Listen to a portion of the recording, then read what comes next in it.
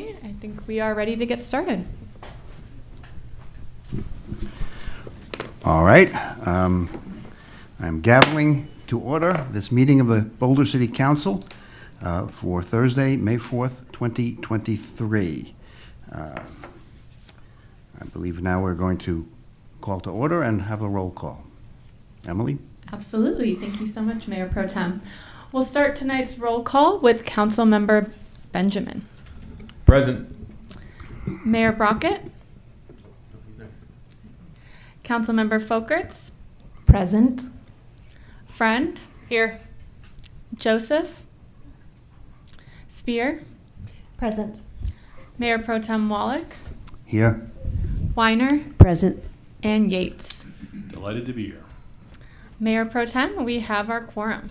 Excellent. I believe our first order of business is a motion to amend the agenda to add item 8A, a discussion on council's support of, quote, role of government, unquote, training for boards and commission members. So moved. Second. All in favor? Excellent. We then move on to Asian American and Pacific Islander Heritage Month Declaration, presented by Council Member Weiner. Asian American and Pacific Islander AAPI Heritage Month in the United States started in 1978 and seeks to honor and recognize the lives, histories, and contributions of AAPI community members. AAPI is a broad term for many unique identities, including approximately 50 ethnic groups speaking over 100 languages, with connections to Chinese, Indian, Japanese, Filipino, Indonesian, Vietnamese, Korean, Hawaiian, and other Asian and Pacific Islander ancestries. This community has endured a long history of injustice, such as the Page Act of 1875, the Chinese Exclusion Act of 1882, the Expatriation Act of 1907, the incarceration of Japanese American citizens during World War II, the Watsonville riots of 1930, the murder of Vincent Chin, the mass shooting of Southeast Asian refugee children in 1989, and the targeting of South Asian Americans, especially those who are Muslim, Hindu, or Sikh, after the national tragedy of 9/11. This month also observes the birthday of Vincent Chin, who was born on May 18th and brutally murdered in a hate crime in 1982. His murder fueled a national Asian American activist movement that continues to this day. We have seen a staggering rise in bullying and discrimination and hate crimes against the Asian American and Pacific Islander community since the start of the COVID-19 pandemic. Every day, kids of all ages suffer from being bullied in schools and online across the country. In the AAPI community, this problem is often compounded by cultural, religious, and linguistic barriers that keep these youth from seeking and receiving help. And certain AAPI groups, including South Asian, Muslim, Sikh, Micronesian, LGBTQ, immigrant, and limited English proficient youth, are more likely to be the targets of bullying. Acts of anti-Asian bias are wrong, and they are un-American, and they must stop. The Boulder City Council will continue to stand shoulder to shoulder with AAPI communities in condemning, denouncing, and preventing these acts of violence. We will continue to look for opportunities to heal together and fight against the racism and xenophobia that still exists in our communities. We, the City Council of the City of Boulder, Colorado, declare May 2023 as Asian American and Pacific Islander Heritage Month and encourage everyone to first of all read about the details of the history of these injustices, because they were terrible, and also to support, to honor, and celebrate by supporting organizations and causes that uplift and empower AAPI communities, learning about their cultures and histories, buying from AAPI-owned businesses, amplifying AAPI creators, educators, and activists, and celebrating the accomplishments and joy of this community. Thank you, Council Member. Next is the Jewish Heritage Month Declaration, and that will be presented by me. Jewish American Heritage Month is an annual celebration of Americans of Jewish faith who have helped weave the fabric of our history, culture, and society. This year marks the 43rd annual celebration of the achievements and contributions made by Jewish Americans, starting with the establishment of Jewish American Heritage Week in 1980 and expanded in 2006 to encompass the month of May. Jewish American Heritage Month acknowledges achievements of American Jews in the fields of literature, arts, entertainment, medicine, business, science, government, military service, music, and more. Jewish Americans have played indispensable roles in our civic and community life, making invaluable contributions through their leadership and achievements. Jewish Americans have advanced our collective efforts for a more just and fair society, leading movements for social justice and working to ensure that the opportunities they have secured are extended to others. Unfortunately, Jewish communities in this nation continue to be challenged by bigotry, hostility, discrimination, and violence. As we remember the lessons of the Holocaust, our commitment to religious freedom in America obligates us to root out prejudice and combat anti-Semitism. The Jewish American story is an essential chapter of the American narrative, and we recognize, honor, and celebrate Jewish Americans who strengthen our community every day. We, the City Council of the City of Boulder, Colorado, declare May 2023 as Jewish American Heritage Month. Thank you. I think next we have open comment, and who will be giving us the rules of the road tonight? Brenda? Okay. Hello, this is Ryan, and I'm happy to cover those as we have the slides pulled up. I serve our community as Community Engagement Manager, and I'm thrilled folks are here this evening to share their perspectives and their thoughts. I want to make sure that everyone knows that the city has engaged with community members to co-create a vision for productive, meaningful, and inclusive civic conversations. This vision supports physical and emotional safety for community members, staff, and council, as well as for democracy for people of all ages, identities, lived experience, and political perspectives. On the next slide, please, we'll look at a few examples of rules of decorum that are found in the Boulder Revised Code and that'll be upheld during this meeting.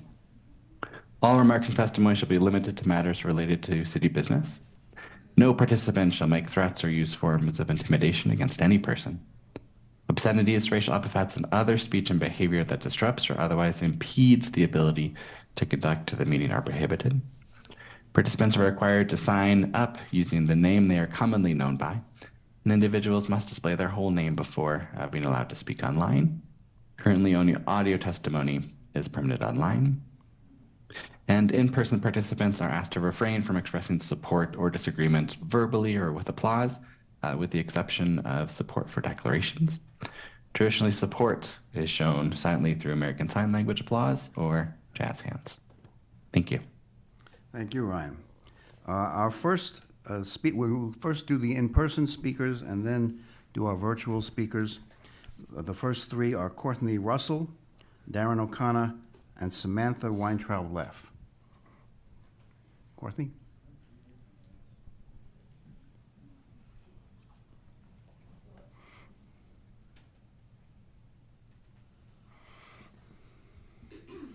How are you guys doing? All right. I want to start off by saying I'm really humbled by the opportunity to speak to City Council, to you guys in Boulder. When I was offered the opportunity to do so, it was at the last moment. I read the email, and it was about something that I'm very passionate about, which is white supremacy and how it's being upheld by a lack of acknowledgement and a lack of accountability. And as we work towards accountability, that is the one thing that individuals in power do not want, because it threatens their way of being and their way of life. A little bit about the reason I'm so passionate about things like this is because I'm a black man. I grew up in Atlanta, Georgia, and grew up in poverty. And before I became a physician, I was very stereotypical. And so the criminal justice system, I have a few thoughts about it, but as I grew and I learned in the DEI space, I knew that police are not the problem. It's not, it's a symptom. Policing is the issue. Police are humans just like you and I, they have a job to do. Just like doctors are not the problem, teachers are not the problem. The systems that they live in is the issue. And if we truly want to uphold, if we wanted to uphold white supremacy, let's keep doing things the way they've always been done. But the way to address those is to address the systems that each of those things work in. And today, I'm going to be talking solely about criminal justice and how it had an effect on my life negatively at first, but now is so much love. Because I know that individuals have a job to do. If we know about the history of policing, it was to catch people like me. It wasn't to create for a public good and to protect and serve. It did protect and serve individuals that did not, again, look like me. And so the color of my skin has been weaponized and has been made to seem as though it is the problem. Mr. Russell? Yes. Your time has expired, but I would urge you to send the balance of your comments by email to council. I appreciate you guys so much. I love you. Thank you. Thank you.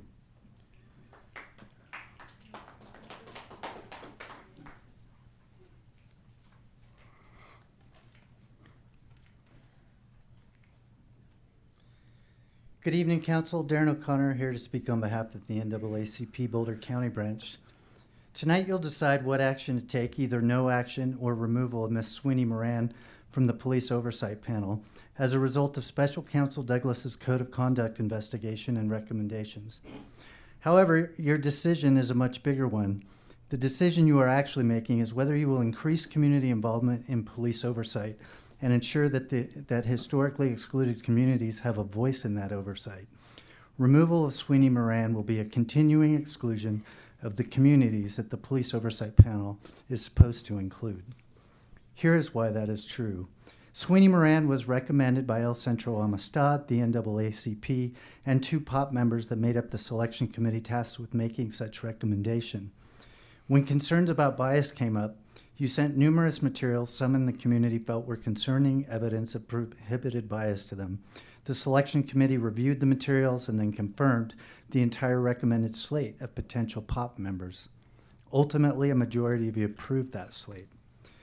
This process for recommendation and approval of POP members was developed with the intent of including historically excluded communities in police oversight. A vote to remove Sweeney Moran would negate all the work of the diverse selection committee members and would ultimately reverse any progress in achieving community oversight of the police. The NAACP's goals in recommending POP candidates were to identify candidates who possess the ability to assess complaints, offer remedies through proposed sanctions and through policy and training recommendations, and by identifying areas of concern to the community. Via such actions, incidents such as Zaid Atkinson experienced in 2019 could be avoided. Do the right thing and take no action on this matter tonight. Do otherwise, and you will send the message that you do not value the lived experiences of those you claim to wish to include in police oversight. Thank you. Thank you, Mr. O'Connor.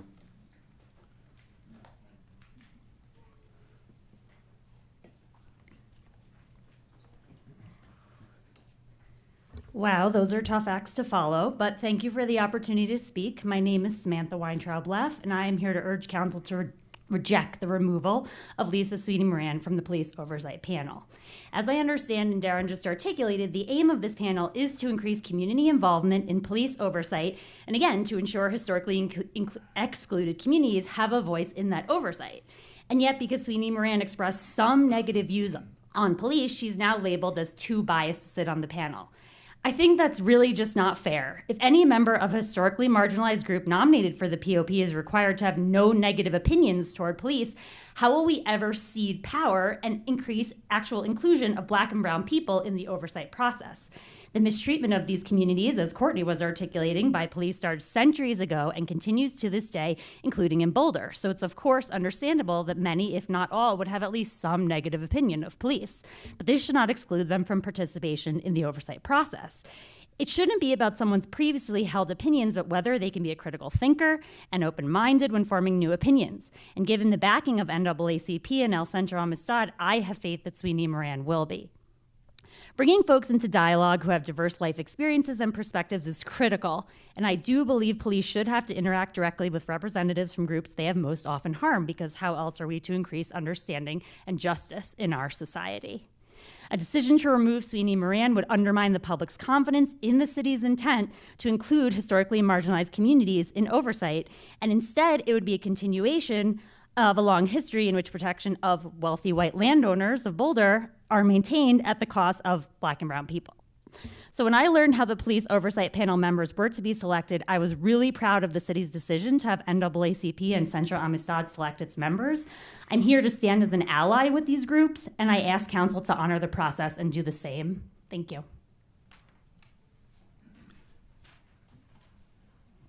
Our next speakers are Michelle Rodriguez, Susan Duncan, and Lupita Jaime.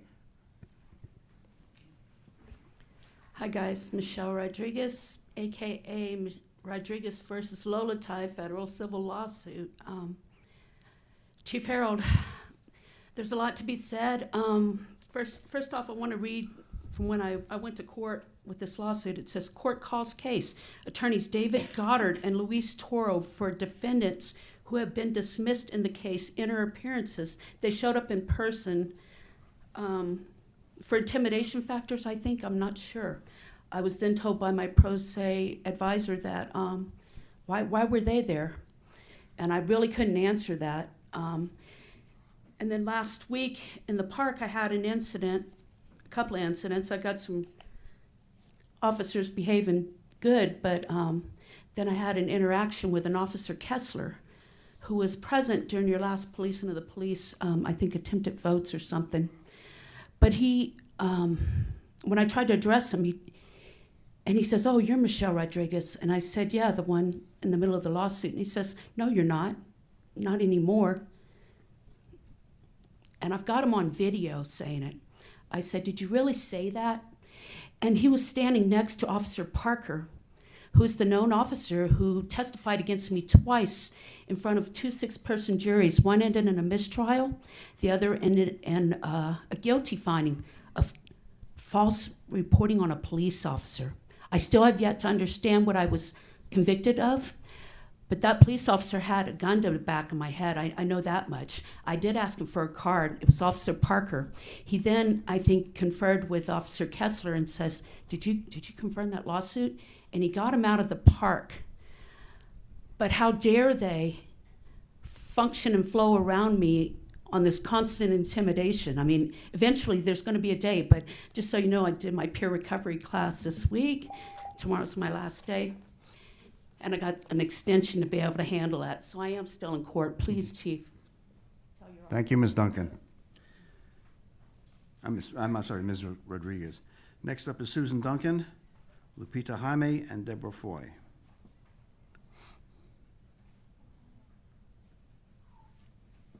Is Susan Duncan here? Going once. As she appears not to be here, we will move on to Lupita Jaime, and we will be providing a little extra time as interpretive services will be used.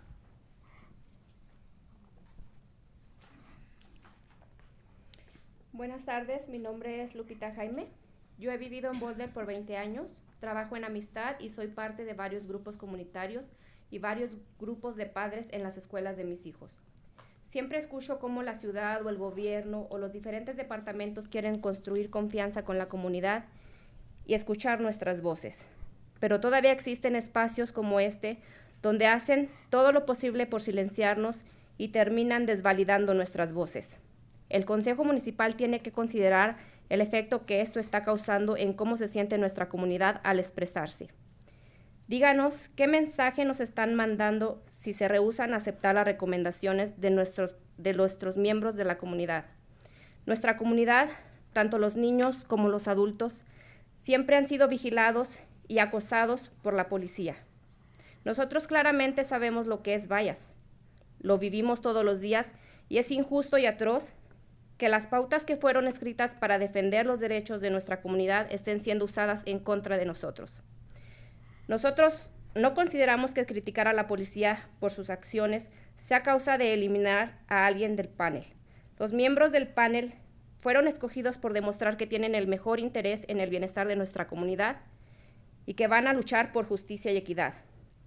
Aunque el panel de supervisión de la policía no fue creado específicamente para mejorar la confianza que tiene la comunidad en la policía, creo que al tener un panel comunitario efectivo para supervisar a la policía, crearía confianza en la comunidad en la policía.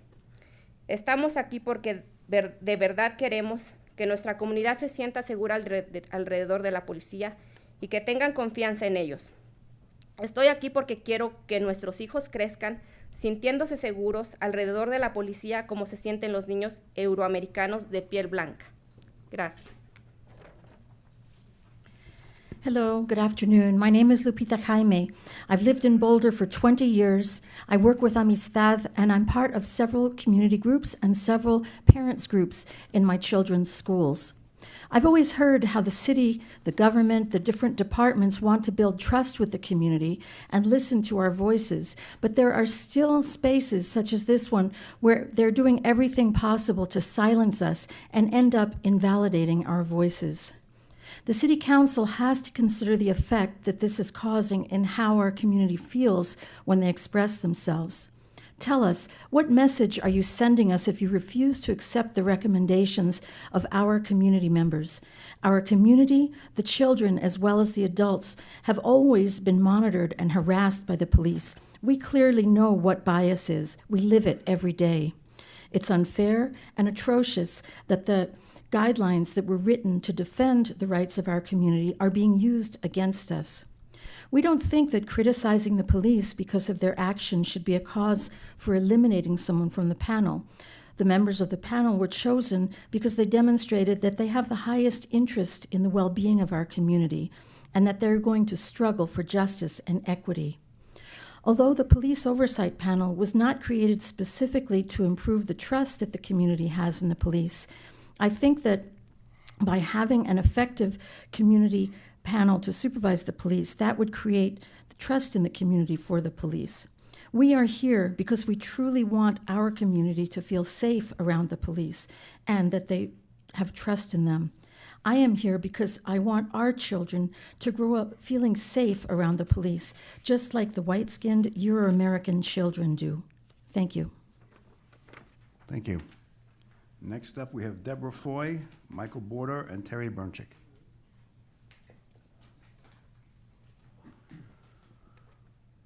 Hi, my name is Deborah Foy, and our organization is the Bee Chicas.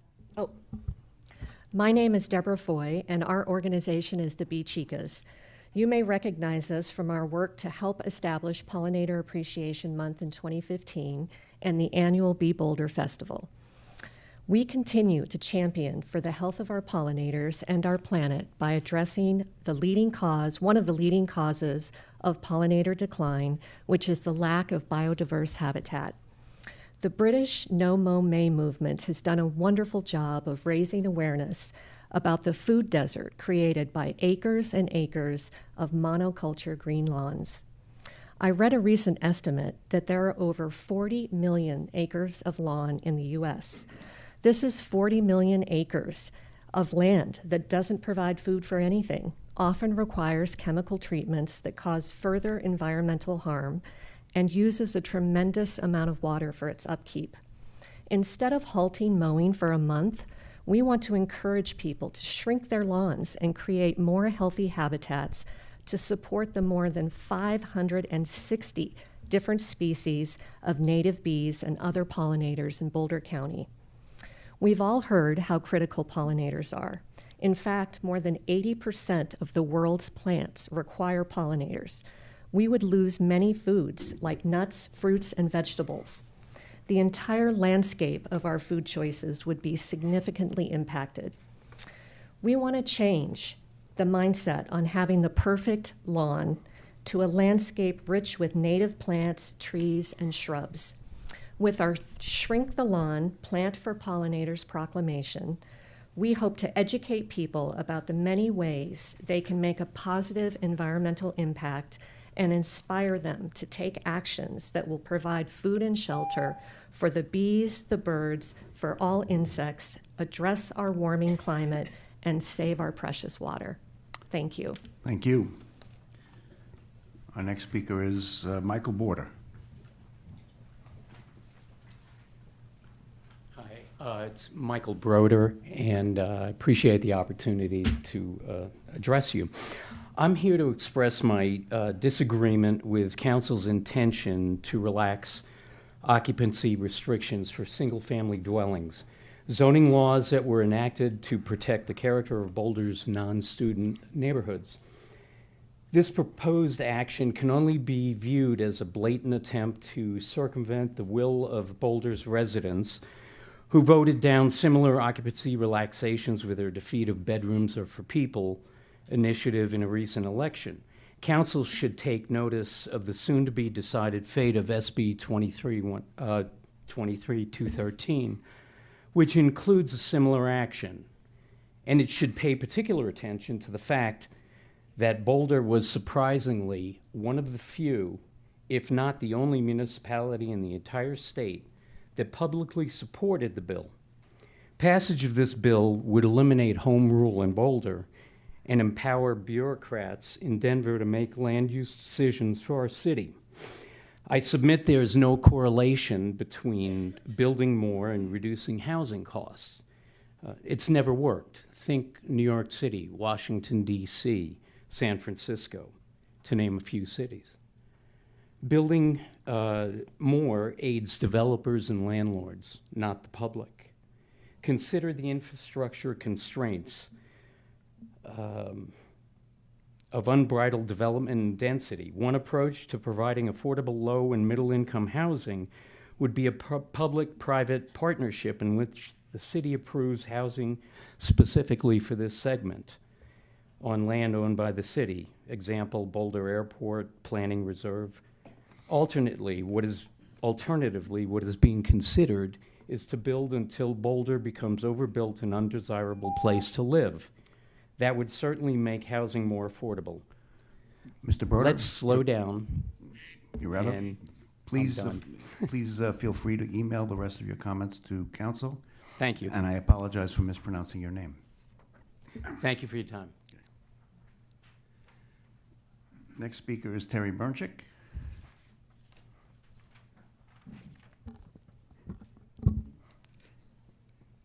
Hi, my name is Terry Bernchich, and I'm here tonight to ask the city to please put an end to the police oversight panel fiasco. The City Council's primary responsibility is to create laws that reflect the community's priorities and values. In that capacity, it passed the ordinance that governs the formation of the POP. When a complaint was filed alleging that the selection process was in violation of the law, the City Council appointed a highly qualified independent special counsel to evaluate the merits of this complaint. After an extensive investigation, he agreed that the law had been violated and concluded that the appropriate remedy would be to remove the individual in question. And yet, for some inexplicable reason, this finding is being discussed as if the facts are still up for debate. As our elected officials, you took an oath of office to uphold the laws of our city. If the City Council can't abide by its own rules, how can you expect the community to do so?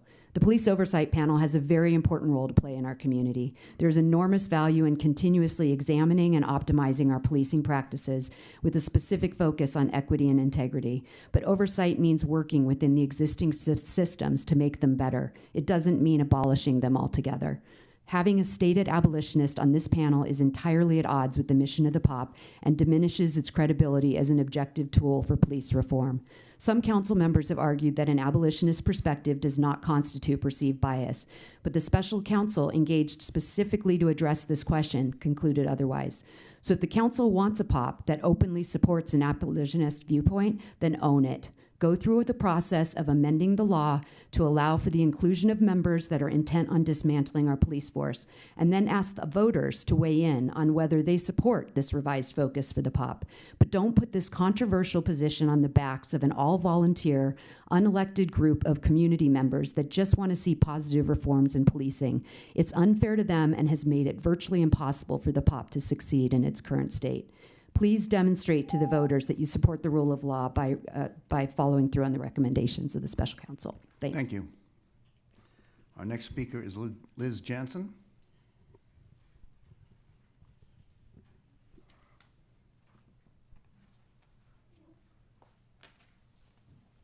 Hello, my name is Liz Jansen. I'd like to thank those who collaborated with me on this declaration I'll be reading in a second. Deborah Foy and the Bee Chicas, Rella Abernathy and Cool Boulder, and Dr. Adrian Carper and the Pollinator Advisory Committee, and Taylor Ryman for helping us shepherd this through. Shrink a lawn, plant for pollinators. Pollinators play vital roles in our ecosystems. They are responsible for the reproduction of 3/4 of the world's wild plants and 1/3 of our agricultural crops. Pollinators support flowering trees, shrubs, and flowers, which provide food and shelter for wildlife and humans alike. In addition to honeybees, Boulder County has over 562 species of wild bees, plus thousands of species of moths, butterflies, and other insect pollinators that require diverse and abundant floral resources. A primary cause of pollinator decline is the decreasing availability of biodiverse habitat due to the simplified urban landscapes such as turf grass lawns. Monoculture lawns lack floral resources for pollinators, require valuable limited resources like water for support, and often use fertilizers and herbicides that can cause further decline in pollinator species. Alternatives to turf grass include trees, shrubs, and flowers which create a more diverse landscape and provide habitat for pollinators, birds, and other wildlife. Planting native wildflowers that flower in spring can also provide important nectar and pollen for pollinators emerging from winter. These turf grass alternatives reduce the noise and pollution associated with maintaining lawns while creating a more resilient landscape using less water, sequestering CO2, and helping to lessen the effects of our warming climate. The City of Boulder recognizes the importance of raising awareness across our community about the value in reducing monoculture lawns and creating biodiverse habitats to protect and support the pollinating insects who are vital to our ecosystems and our way of life. Thank you. Thank you so much. The remainder of our speakers will be appearing virtually, and the first three will be Tricia Holland, Sarah Volman, and Jude Landsman.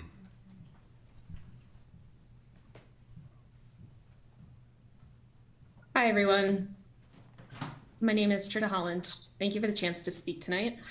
I'll be speaking regarding the Police Oversight Panel and the Special Counsel's investigation and recommendation that panel member Lisa Sweeney Moran resign or be removed by City Council. I urge City Council to not remove Lisa Sweeney Moran. A stated intent of the panel is to ensure that historically excluded communities have a voice in police oversight. However, to follow the recommendations of the Special Counsel would elevate his perspective on bias and the fitness of panel members over that of the Selection Committee, which was intended to represent the perspectives of those very communities and included representatives of the NAACP Boulder County, El Centro Amistad, and members of the panel. Furthermore, if any candidate recommended for the panel by historically excluded communities is required to have no negative opinions of any kind towards the police, this intent will never be achieved. In addition, the Special Counsel's investigation failed to interview Selection Committee members, yet claimed that they failed to sufficiently vet the panel candidates. This represents a critical gap in the investigation that resulted in the removal recommendation. To remove Lisa Sweeney Moran would undermine confidence in the city's support for the panel and the intent to include historically excluded communities, as well as demonstrate disregard for the Selection Committee. It would also continue a long history in which white supremacy and protection of wealthy white landowners is maintained at the cost of the safety and welfare of communities of color. Thank you for your time tonight. Thank you. Our next speaker is Sarah Volman.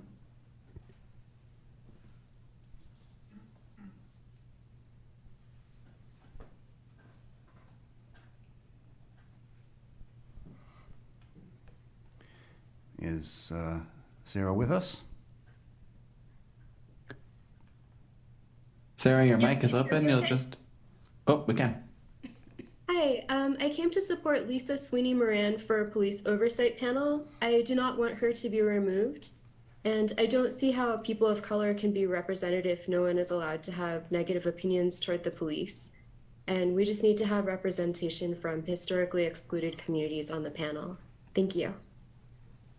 Thank you. Our next speaker is Jude Landsman. Greetings, Council. I've come before Council, I think at least 4 or 5 times since the beginning of this process to speak for police oversight and the necessity for it. I served on the selection committee. I find it outrageous that we were not interviewed and read the special counsel's reasonings for that, but I fail to understand his logic. I would really urge council members to search their conscience about what bias means and what bias means in the context of how it was written in the ordinance. It appears to be being misused as a weapon for trying to remove someone who has been outspoken to the community about policing issues. As our first speaker mentioned, the police were not formed for Black and brown people. The police were formed for wealthy white slaveholders. And so it is very unnerving and not a very good look to have City Council try and dominate the process, try and heavy-handedly put their point of view or their agenda on the community. It does not send a good message. I am a parent. I have raised 6 children of my own in Boulder County. I want my children to be safe, of course. I understand people's concerns that they want the police to remain in power and they makes them feel safe. What people do not seem to understand is that the police are not safe for every person in this community. Jude, thank you. Okay. Our next speaker is Emily Reynolds.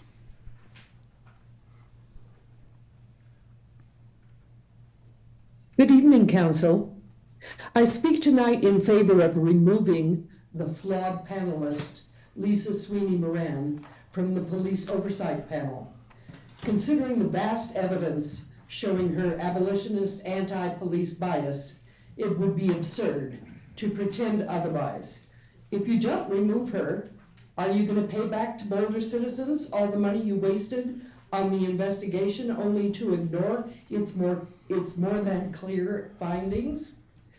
The investigating attorney, Clay Douglas, answered City Council's questions in written form. For example, number 1, why were no selection committee members interviewed? Answer, quote, requesting the selection committee to explain the steps it took in writing is in violation of the police oversight code. Both the city manager and city attorney reiterated that neither the individual deliberations on the merits of candidates nor the details of the selection committee's confidential deliberations were requested. That is to say, despite the outrage of some speakers this evening, no selection committee members were interviewed because that wasn't requested and it would be against the law. And on and on and on with the questions and answers. Beyond the scope of the investigation, that is, extraneous to the investigation, not asked to investigate that, specifically prohibited from investigating that. I urge you to consider how violating the public's trust on an obviously flawed panelist is going to work for you. It will definitely lessen City Council's credibility with the community.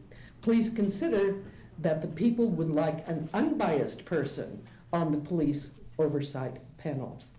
Thank you very much. Thank you, Emily. Melissa Shepman and Lynn Siegel.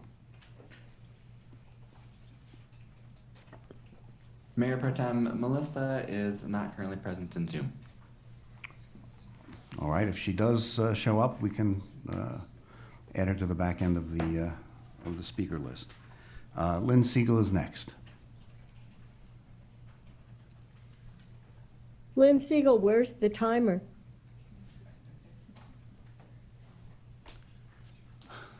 Hello, out there, where's the timer? Hello, Lynn. This is Ryan. The timer is displayed in Zoom.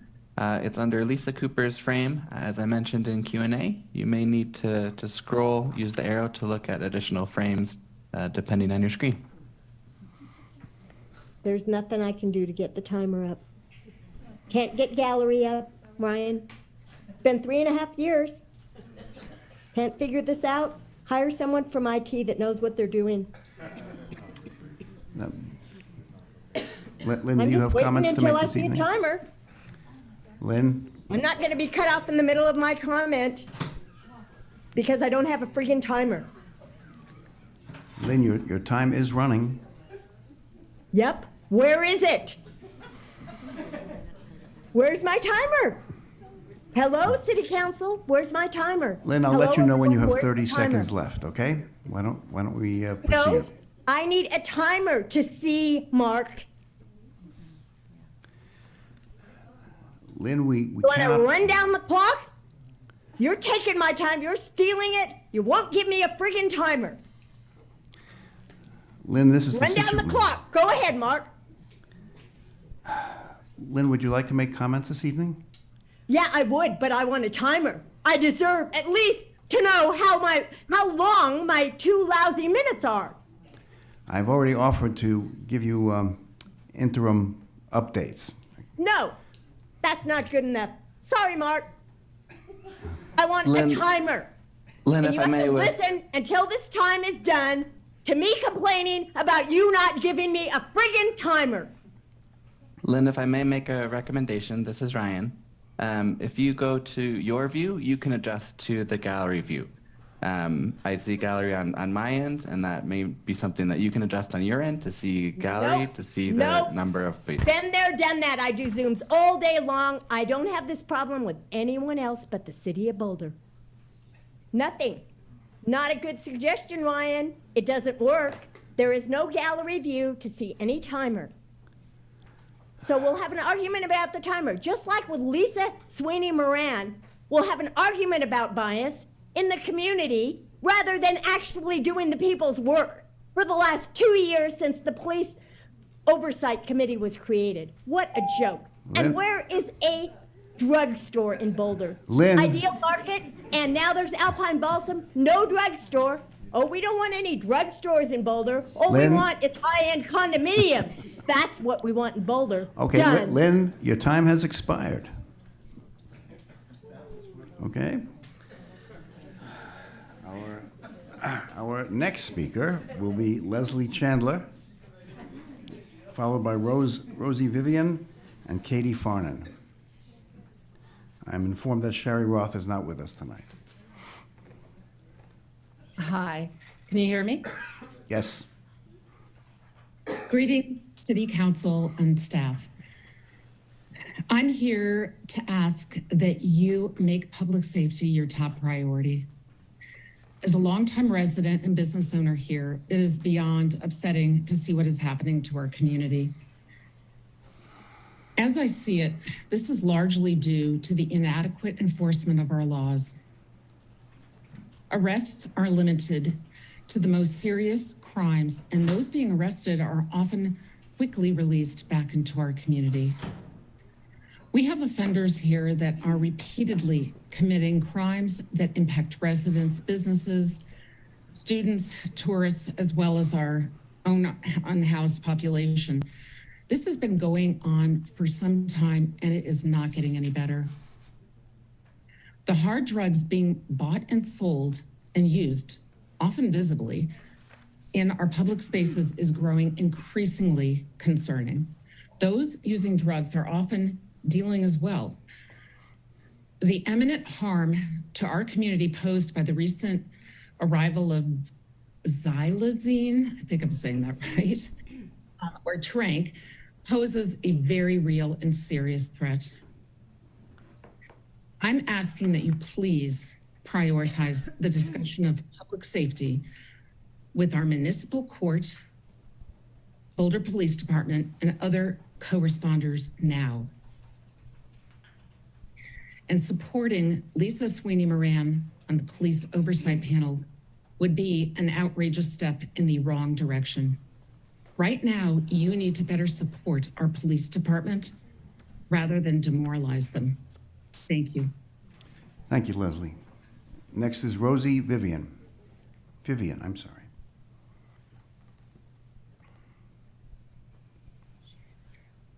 Hello, can you hear me? Yes, we can. Hi there. Please affirm the recommendations of our police oversight panel and show that you stand with the NAACP and El Centro Amistad. Police oversight is important and critical voices belong on the panel. I think the community owes Lisa and the panel an apology for putting them through this unnecessary step in the process. Thanks very much. Thank you, Katie. Oh, I'm sorry, Rosie. I'm having a brain lock today. Our last speaker is Katie Farnan. Thanks. My name is Katie. I'm glad to close it out today because I want to talk a bit of a global, take a global look at things. We're spending time tonight deciding whether to follow the advice of the groups we've appointed to advise us, and they've been clear about what they advise. They've done this labor for free, and they followed the guidelines that we gave them. I know a complaint was made, and there's a process you all have to go through. However, this is a time to say, hey, we've got real issues to tackle, and this is not one. This one could lead to a massive setback in trust that will take years to fix. White citizens who do not acknowledge or experience discrimination by city-run institutions don't get veto power. This is way bigger than one person named Lisa. This is a flex. Don't let them use your power to set us all back on this work. A few weeks ago, someone speaking tonight said here that they didn't want the NAACP to participate in any city issues. Just think about that. That is the flex. Meanwhile, the work of this panel is under threat of delay. 600 families a week are going to EFA. Homeless kids are a growing demographic. We're fighting to keep limiting people's housing options through occupancy rules at the state level. And we're sidelining experts who've been willing to give us advice on all of this in favor of the comfort of a single, overpowering demographic. What are we doing? What are we doing? Who are we listening to? Whose trust is about to be broken here? How do we advance progress in Boulder? Not just power, not just process, progress. Thank you. Thank you, Katie. With that, I'm going to close the open comment. And first ask of staff, do you guys have any comments on what we've heard tonight? Thank you, Mayor Pro Tem. I'll say I know that we are going to have a planning to have a discussion on the police oversight panel later, so I will not comment on that, but I will say that I will follow up on Ms. Rodriguez's recent interactions with PD and appreciate everyone for their comments tonight. Thank you. Any comments from council? I just had a question. I think maybe Chief or Deputy Chief, this may be a question for you. You know, we heard one of the speakers tonight just say that, you know, we're not enforcing our laws. There was, I think, a letter to the editor in the Daily Camera today or yesterday that kind of talked about how we're not enforcing the camping ban. And I was just wondering if you could speak to that, or maybe city manager. I don't know if that's a better question for you, but sorry, I saw folks in the audience and spoke directly to them. But I kind of keep hearing this from some of the community that we're not enforcing the laws that we have. And so I was just wondering if you could speak to that. Absolutely. Good evening, Council, Mayor Pro Tem. Steve Redfern, Deputy Police Chief. I didn't read the article that you referenced, Council Member, but we are enforcing the laws that we have on the books. In fact, we have not ceased enforcing any of the ordinances that are on the books. Obviously, we're one part of the criminal justice system, and we can only control what we can control. And I know, we hear frustrations about other parts, just like we hear frustrations with our part. So, I will just obviously point that out, that we are just one spoke in that wheel. But there have been no directives to our personnel to not enforce any particular ordinance or laws, and obviously any law that's on the books that's valid, that is created by our legislature or elected officials, we will enforce until things change. So enforcement continues. Summer months do get busier. As the weather warms up, we have more 911 calls for service, and so we may not have the free time that we have other times, and officers end up, just running call to call to call some nights, and so there's not a lot of free time to go and proactively enforce things. But we see our run sheets every night and day of all of our activities, and we are still writing summonses and making arrests as appropriate. Thank you. Appreciate that. Thank you, Council Member. Any other comments from Council? All right, we now move on to our consent agenda. I'd like to float an idea, which is that we break this into two pieces, the consent agenda items A through D, and deal with that, and then move on to item E, which is going to engender, obviously, more comment. I move consent items 3A through D. Second. Okay. Is this a roll call? It is. All right. So we will start the roll call on tonight's consent agenda items A through D with Councilmember Spear. Yes. Mayor Pro Tem Wallach. Yes. Councilmember Weiner. Yes. Yates. Yes. Benjamin. Yes. Councilmember Folkerts. Yes. And Friend. Yes. The consent agenda items A through D are hereby approved unanimously with a vote of 7-0. Okay. Next, we move on to item E, concerning the findings of fact and conclusion of law from the special counsel. I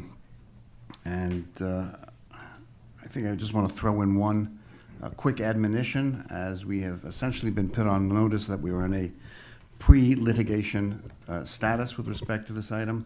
I just urge my colleagues to be cautious and careful in what they say for that very purpose. I assume we have many comments. Anybody like to lead off?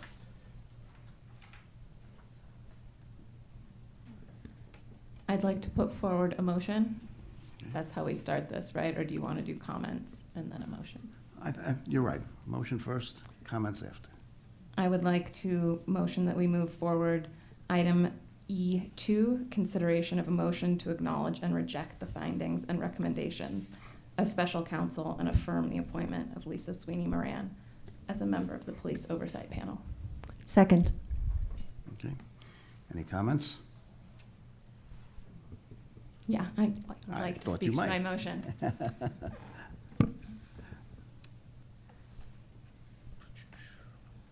I believe we should reaffirm our appointment of Lisa Sweeney Moran to the police oversight panel despite the recommendations of special counsel. As Ariel Amaru, the panel's former co-chair, said, "This situation is layered and nuanced. It demands precise attention to detail and needs to be treated with care." I don't believe that our special counsel, Douglas Claiborne, accomplished that with his recommendations. The findings did not contain any significant information beyond what City Council was already aware of, and his comments led me to believe he lacked sufficient knowledge of the history that led to the creation of this panel, both locally and nationally.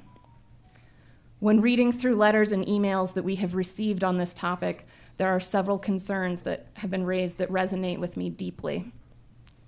First, Special Counsel Douglas Claiborne made the comment in his report that available evidence of Lisa Sweeney Moran's real or perceived bias or prejudice could undermine public trust in the effectiveness of the oversight panel.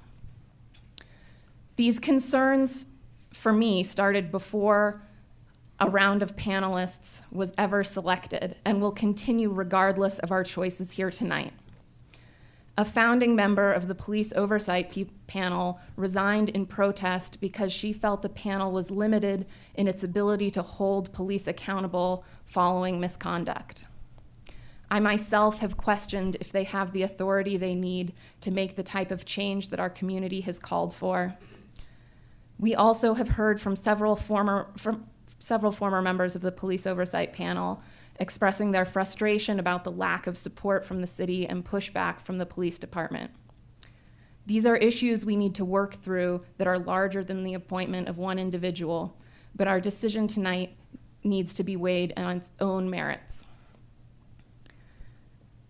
As our Human Relations Commission so eloquently stated, it is a mistake to conflate criticism of law enforcement with bias against the police. Everyone has biases, and acknowledging our biases is important for accountability and working towards justice. Ms. Sweeney Moran has expressed opinions about policing as an institution and has been vocal about her concern over past instances of police violence.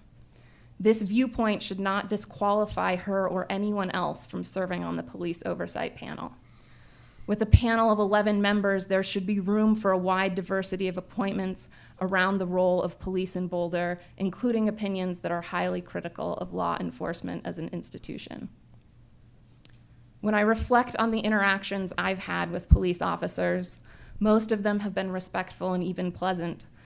But it only takes one negative interaction with someone who is lethally armed and whose actions are implicitly endorsed by the government to change the trajectory of a life and scar an entire community. Because of this considerable responsibility, history of discrimination, and after extensive deliberation, Boulder specifically empowered nonprofit organizations representing historically excluded groups to review and recommend nominees. What message would we be sending our community groups if we reject the recommendations from the very groups we solicited feedback and input from? Finally, singling out one individual is not a reasonable solution to addressing the appointment process. This sets a dangerous precedent, especially when, according to their peers, this panel member has not done anything during their service to warrant their removal. We must consider the chilling effects on free speech of any potential actions.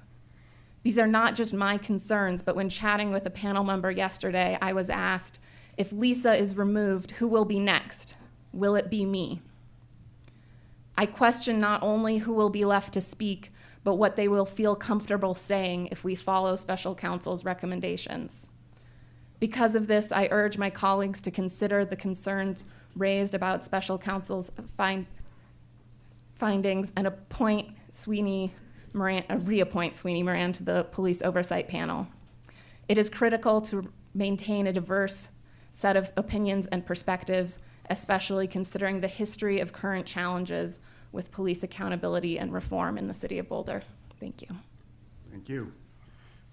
Would you like to speak to your second? Yes. Thank you. I'm going to speak in Spanish first, then in English. Voy a hablar en español primero y después en inglés. Para mí, esta es una decisión acerca de la confianza. Debería confiar en que las comunidades que tienen experiencias que yo no tengo para saber lo que necesitan de una forma mejor de lo que yo podría saber. Y debería confiar en que los miembros del panel abordarán los problemas y comportamientos de los miembros que podrían impactar su labor si estas situaciones llegarán a ocurrir. Yo sí confío y votaré desde este lugar de confianza. Como líderes de la comunidad, también deberíamos esforzarnos en construir confianza con comunidades que experimentan opresión sistémica. Cuando le pedimos a personas con identidades marginalizadas que usen su tiempo y energía para darnos feedback, tenemos que estar preparados para usar sus aportes. y respaldarlos cuando otros ataquen sus perspectivas. De lo contrario, estamos desperdiciando el tiempo de todos y haciéndolos sentir ignorados, tokenizados y vulnerables. Ojalá que nuestra comunidad pueda mejorar mientras avanzamos y asegurarnos de que las discusiones sobre temas de la raza se centran en las perspectivas y voces de las comunidades BIPOC, en vez de las perspectivas y voces de las comunidades no BIPOC. Gracias. En inglés. To me, this is a decision about trust. Do I trust the communities who have experiences I do not have to know what they need better than I do? And do I trust the members of the Police Oversight Panel to address issues and behaviors that may impact their work if those issues arise? I do, and I will vote from this place of trust. As community leaders, we should also be striving to build trust with communities that deal with systemic oppression. When we ask people with marginalized identities to use their time and energy to give us feedback, we need to be prepared to use their input and to have their back when others attack their perspectives. Otherwise, we're wasting everyone's time and making people feel dismissed, tokenized, and vulnerable. I hope we can do better as a community moving forward and make sure that discussions around issues of race center the perspectives and voices of BIPOC communities rather than the perspectives and voices of non-BIPOC communities. Thank you. Thank you. Would it be inappropriate to have us vote on this first? Because it could moot consideration of anything else.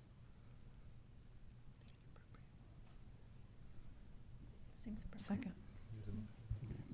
It's fine. You can move forward. Okay. All in favor of council member? I believe this would be a roll call vote. Okay, very good. Okay, we'll start the roll call vote on item 3E, option 2, with Mayor Pro Tem Wallach. No. Okay, Council Member Weiner? No. Yates? No. Benjamin? No. Councilmember Folkerts? Yes. Friend? No. And Councilmember Spear? Yes. Okay, the motion was defeated with a vote of 5-2. Thank you. Would anyone care to make a motion with respect to E1?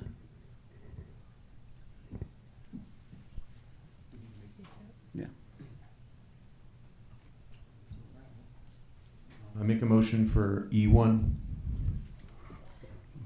Second. Okay. Do we have any comments with respect to this motion? You can go first. Rachel wants to go first. Okay, I'll Rachel. go second. Thanks.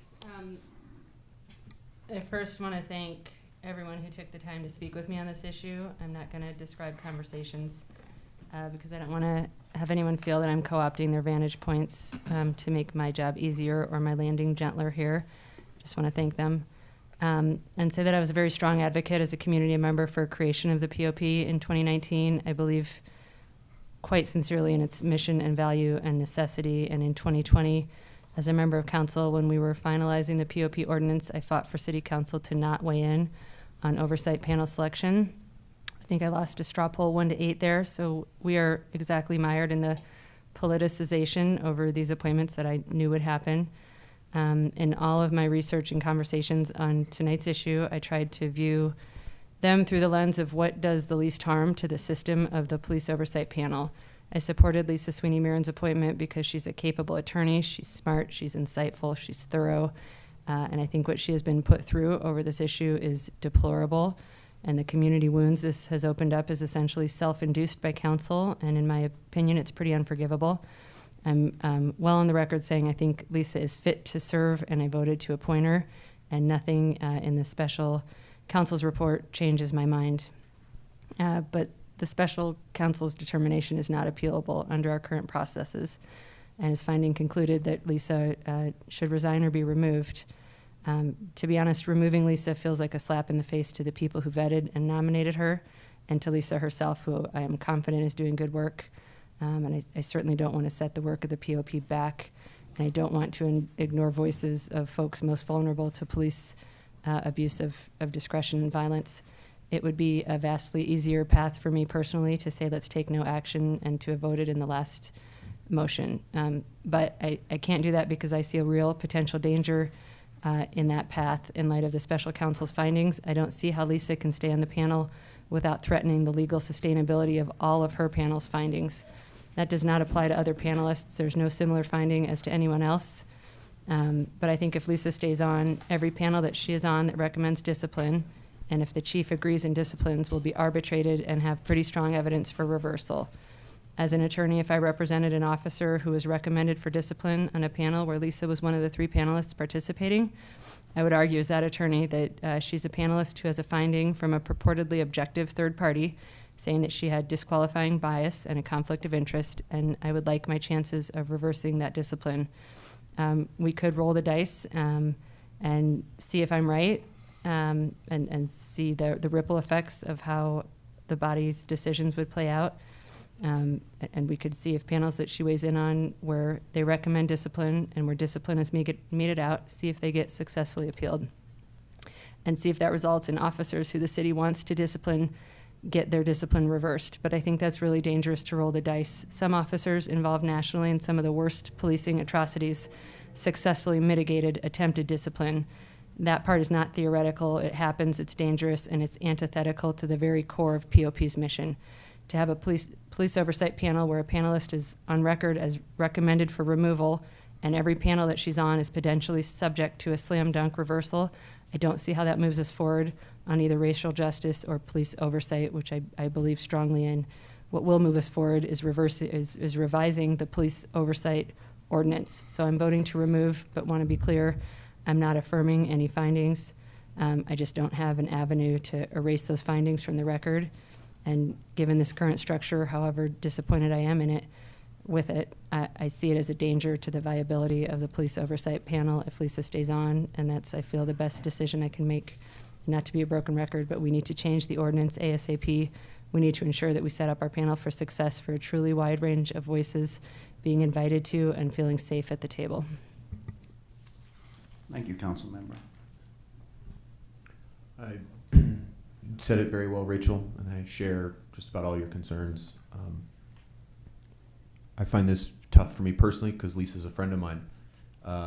So this was not taken easily at all. But I respect Lisa and value her opinion, certainly as a member of the school board from which she helps lead our schools, which is where my kids go to school. This is, as Rachel put out, my issue is, which I share, which is it exposes the police oversight panel to in some ways nullify their work, which is the opposite of what we're trying to do.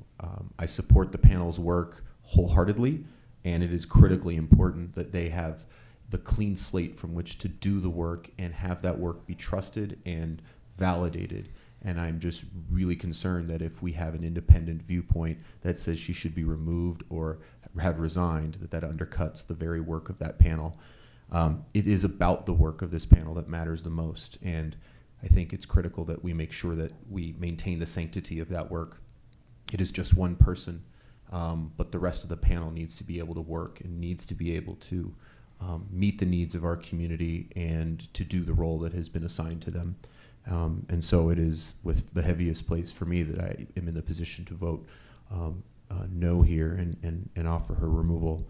I will say that I'm really interested in finding ways for us to fix the ordinance, and how we got here is part of that. So I really look forward to that opportunity for us to get it right, and to get it fixed, and to try to reestablish the trust and to solidify the ground from which this panel does the work, and does the work representing those communities that need this work the most. This is a tough one, but I'm hopeful that we can get to a better place when we come back to this ordinance and come back to fixing it and getting these things right. Thank you, Councilmember. It's been a really long 6 months and really stressful and difficult for everybody involved. But wanting to move on, I just want to say that we have available some very qualified alternates, including Arlette Barlow, a highly qualified woman of color, who I know all of the alternates would do a great job and would represent the community well. So I hope that we could go on and that the work of the Police Oversight Panel can continue to do its great work. Thank you.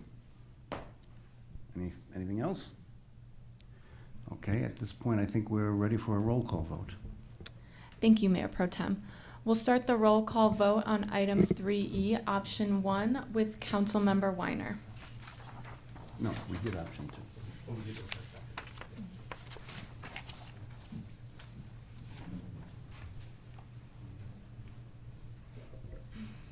Yes. Councilmember Yates? Yes. Benjamin? Yes. Councilmember Folkerts? No. Friend? Yes. Councilmember Spear? No. And Mayor Pro Tem Wallach. Yes. The motion is approved with a vote of 5-2.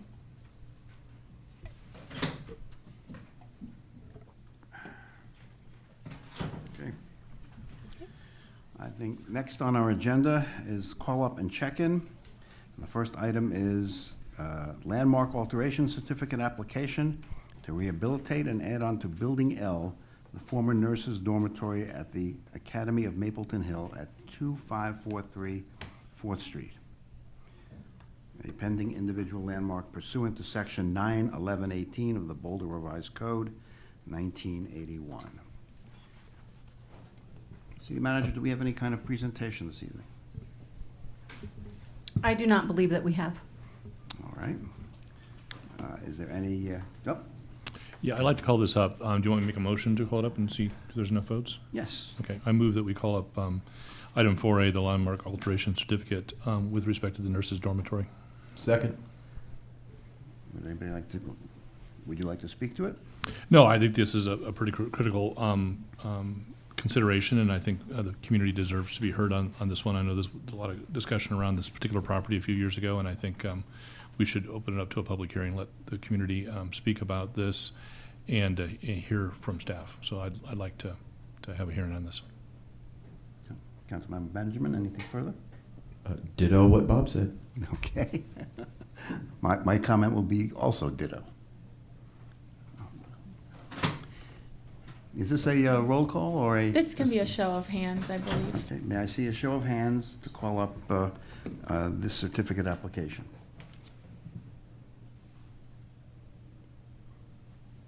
I see 5. I see 2 against. The motion passes. Our second call-up and check-in is call-up consideration of a final subdivision plat approval, number TEC 2020-0009, located at 2150 Folsom Street, pursuant to a court order remanding to Planning Board for additional findings. Any interest in calling up? Seeing none. We will now move on to our public hearings. Oh, Mayor Pro Tem, I can bring us to the next item. Very good. Please do. Okay. All right. Next, we have item 5 on the agenda, which is our public hearing. Item 5A. That is the second reading and consideration of a motion to adopt Ordinance 8571, amending Section 4-20-18, Rental License Fee, Title 9, Land Use Code, and Title 10 Structures, BRC 1981, to update the regulations for accessory dwelling units and setting forth related details. I will tell you, I was really looking forward to reading that. Thank you, Mayor Pro Tem. To kick us off, we have our Director of Planning and Development Services, Brad Mueller. Yes, thank you. Good evening, council members. We are very happy to bring this item to you this evening. This is, as you know, one of your council priorities from last year and coming into this year. We have really represented a robust discussion over many years in many different formats. And of course, you've seen this several times in study session as well as first reading leading up to this second reading. I think it's important to acknowledge the wide range of communication that's come around this and the wide range of input that we've received, both formal and informal. So we're happy to bring it to you this evening, and we'll kick it off with, I think, Lisa Hood's going to do the presentation. All right. Good evening, Council. I'm Lisa Hood. I'm a Senior City Planner, Planning and Development Services, and looking forward to going through Ordinance 8571 with you tonight on the Accessory Dwelling Unit Regulation Update. So as you know, we've talked with you all about this at several study sessions already, but for those who may not be as familiar with accessory dwelling units or ADUs, just a brief introductory slide. These graphics show all the different ways that we can have ADUs in Boulder. So we have both attached ADUs and detached ADUs. Attached could be like an attic apartment or basement or an addition, and a detached ADU is something that's in a separate structure. But essentially an ADU is a small residence that's sharing a lot with a larger main house. In Boulder, the ADU has to be on a lot with a single family home, and the lot must be owner occupied. So the property owner has to live either in the main house or in the ADU itself. But an ADU is always an independent and self-contained living space, so it has a kitchen or bathroom. As you know, we've worked on the scope of the ADU update project with you over the last several months, and this was initiated as one of the work program priorities for 2022 and 2023, with the express objective of increasing the allowance of ADUs in the community.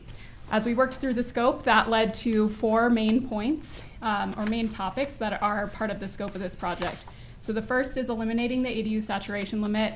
The second is modifying the size limits. The third, clarification and simplification of the regulations. And then also overall improving the approval process. I mentioned we've discussed this with you at 2 study sessions in November and January. Back in January, we discussed the saturation limits, where Council supported elimination of the saturation limit, as well as supported increasing the size limits. And then we talked through many of the code clarification and process improvements with support from Council for those as well. So now we're coming forward with the actual ordinance, putting pen to paper to the actual ordinance.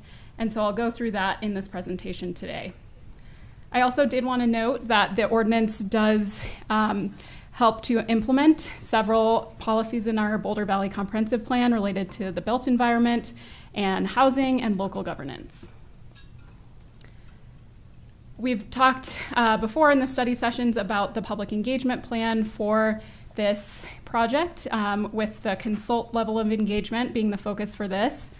So we've been doing a number of different public engagement strategies and opportunities over the last several months, but we've also relied on the significant public engagement that was done at the last major update of the ADU regulations, which were adopted in 2018. And so there's a significant number of touch points, hundreds of touch points of engagement from that point that were also really relevant to the work that we were still doing. So we asked people about saturation limits and size limits at that time. So we did use that engagement as well to inform these changes. And there's a summary of all of that engagement in your packet that you would have gotten tonight as well.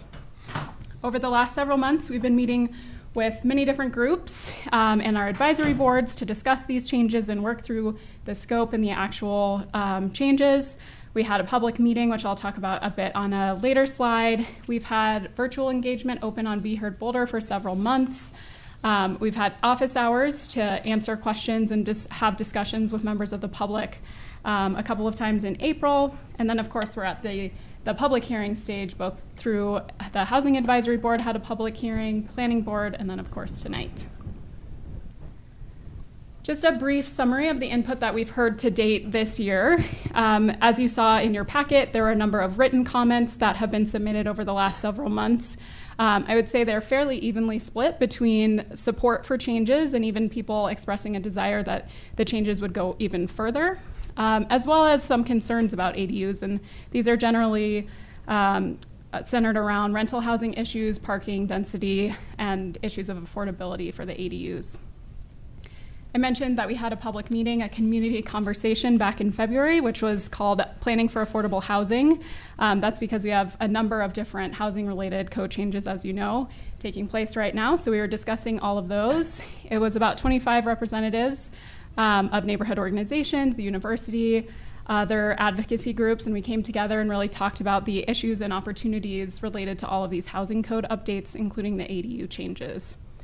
There we heard support for the proposal, again, for the ADU changes, and some desire to go further, as well as concerns about ADUs potentially not being used as rental housing or the affordability levels of ADUs. We also met with our community connectors and residents back in January, which is our group that represents kind of underrepresented groups in Boulder and provides that voice. And they expressed support for eliminating the saturation limit, increasing the size limit, but they did want to make sure that ADUs are really being used for the people in Boulder that need that housing. They also expressed a number of programmatic suggestions to ensure that the benefits are more widespread for homeowners with ADUs. I noted that we went to Housing Advisory Board and Planning Board for a public hearing. Both boards unanimously recommended approval of the ordinance that's before you tonight. So that was back in March and April. And then I know we've talked about this in the study sessions before, but just a reminder that the first step of this project was really going back to the last, going back over the last several years of ADUs that have been adopted or approved in Boulder, and trying to learn from the most recent round of changes to better understand and better inform these changes this year. So this included looking at all the quantitative data, having a survey of ADU owners, talking to people that had withdrawn an ADU application, as well as going through all of our Inquire Boulder tickets, customer service things to try to understand the main questions people have about ADUs. So you might remember this chart. This shows all the number of ADUs that have been approved since the ADU regulations were put into place in Boulder in 1983. So you can see after the most recent changes were adopted in 2018, we had a significant jump in ADUs, and it was really that time between 2019 and present that we were studying in that evaluation.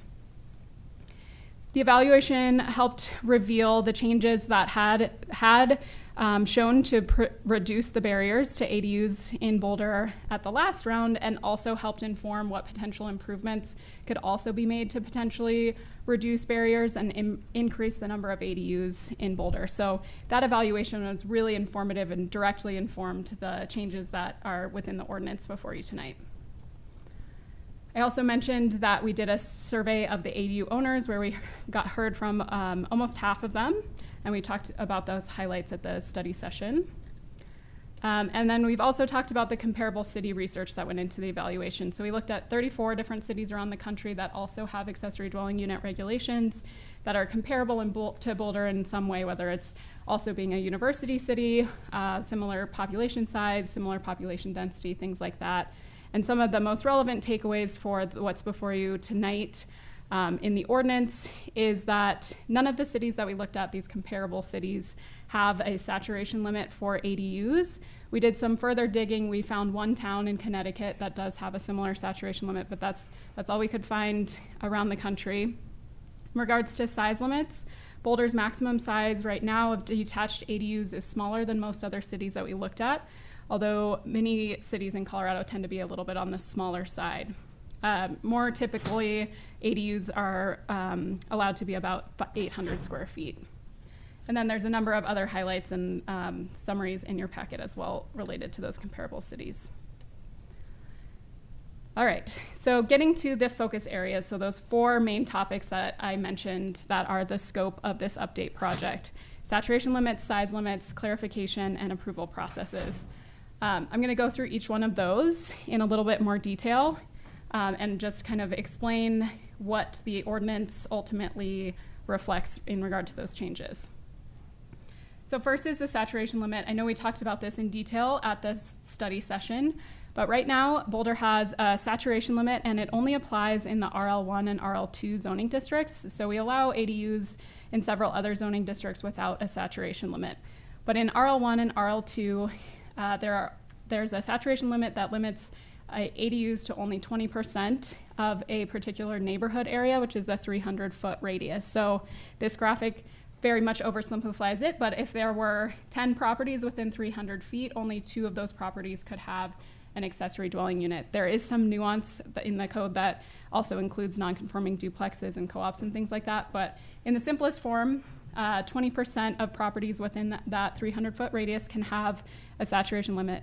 That means if you're the third property, you have no way to develop an ADU. So if the area is saturated at 20%, there is no option for another property owner within that area to pursue an ADU.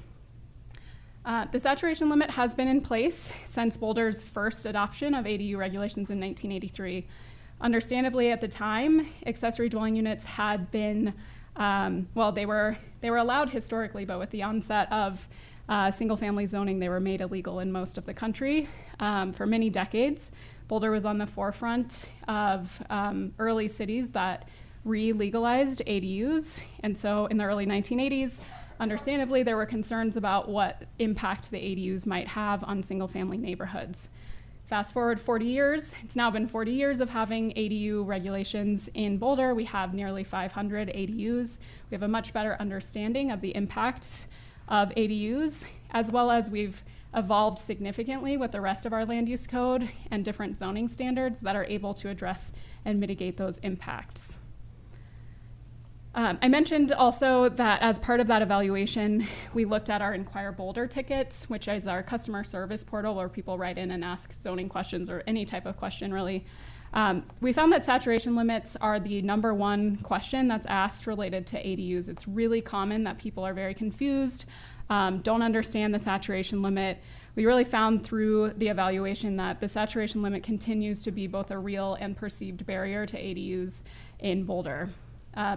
One of these are all verbatim quotes from some of those Inquire Boulder tickets, but just one that's really representative. We would like to consider putting an ADU over the garage of our home. We need to confirm that the location's not saturated first. How do we do that without submitting an application and the fee and everything? So it's not something that people can look up themselves. They can't find out if their neighborhood's saturated already. And also, uniquely, unlike pretty much any other zoning standard, the saturation limit changes over time. So you might write into the city in August and ask, is my neighborhood saturated? And we say, no, it's fine, you could move forward with an application. But if 2 of your neighbors apply for an ADU in September and you try to apply in October, you're no longer able to have an ADU. So it kind of works in a way that no other zoning standards work. So it's proving to continue to be a barrier for ADUs, and that's why it's one of the main focuses of this ordinance tonight. I mentioned that other cities do not have saturation limits. We were only able to find one in the country, one small town that uses the same kind of saturation limit. Most other cities rely on their existing zoning standards, and this graphic is intended to look as complicated as our code really is. There are a number of different regulations that impact the design and location of ADUs. So that can be things like maximum height of the principal structure. It can be setbacks. We have a bulk plane requirement. We have the maximum length of a wall requirement, as well as things like floor area ratio, building coverage.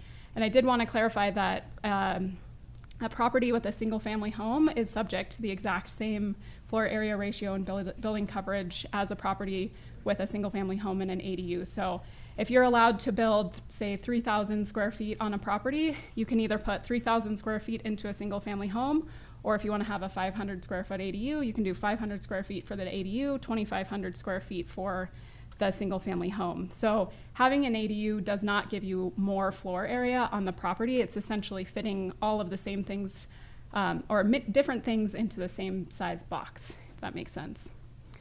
All of the yellow standards on this slide relate to accessory structures or ADUs. So we have a number of ADU specific standards that also help to mitigate any potential impacts of ADUs. So that includes parking requirements, a minimum lot size.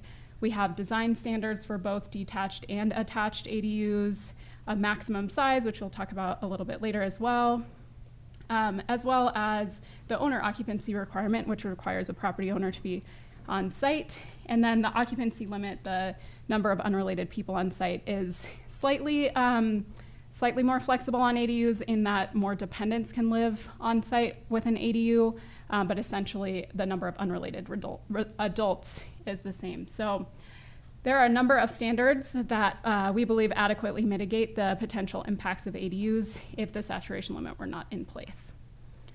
So the proposal with Ordinance 8571 is to eliminate the 20% saturation limit that currently exists within 300 feet of properties in RL1 and RL2. The next major change is related to size limits. So size limits vary based on whether it's an attached ADU or a detached ADU. For attached, currently you're allowed to build 1/3 the size of the main house or 1,000 square feet, whichever's less.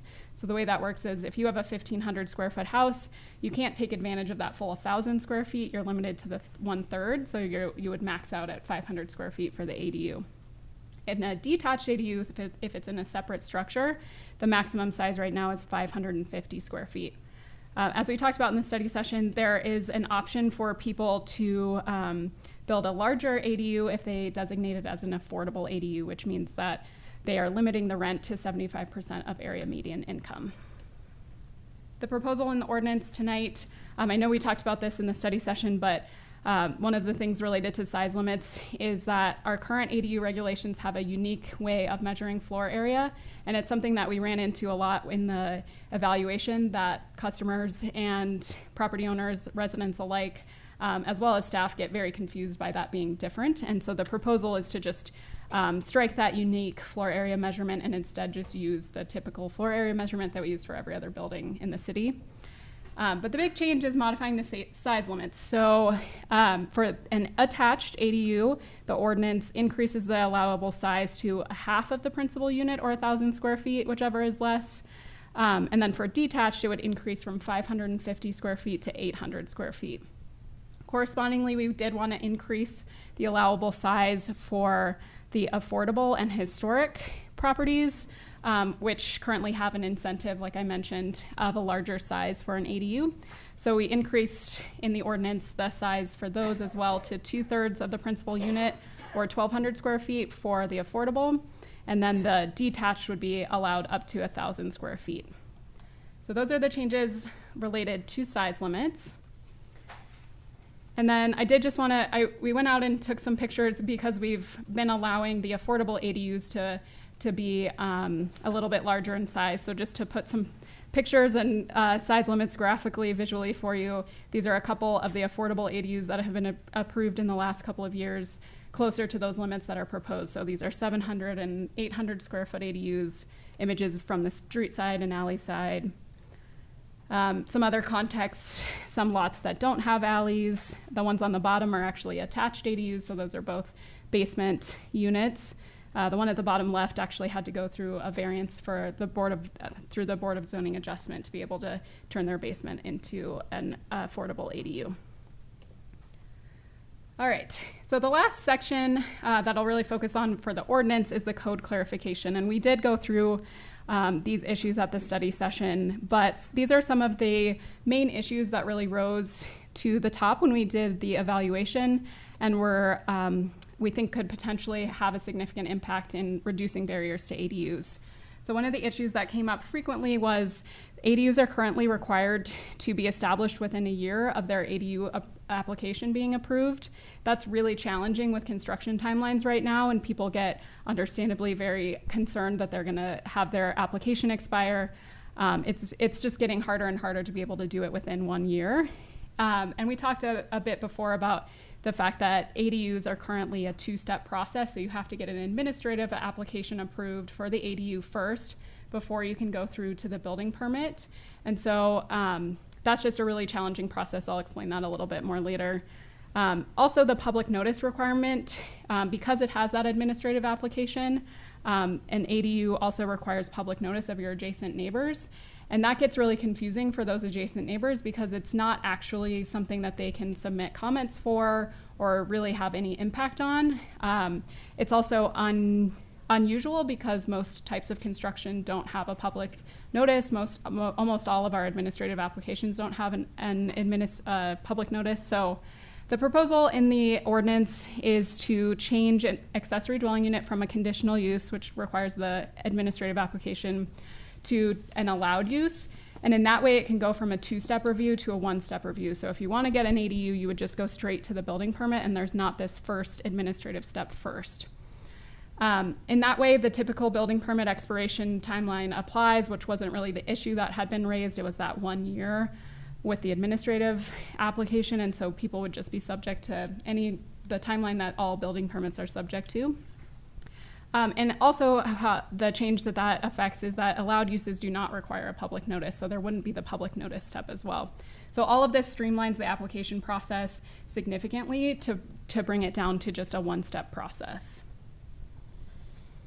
One of the other issues that was raised through the evaluation was that there is no flexibility currently for the height of existing structures if they're over 25 feet.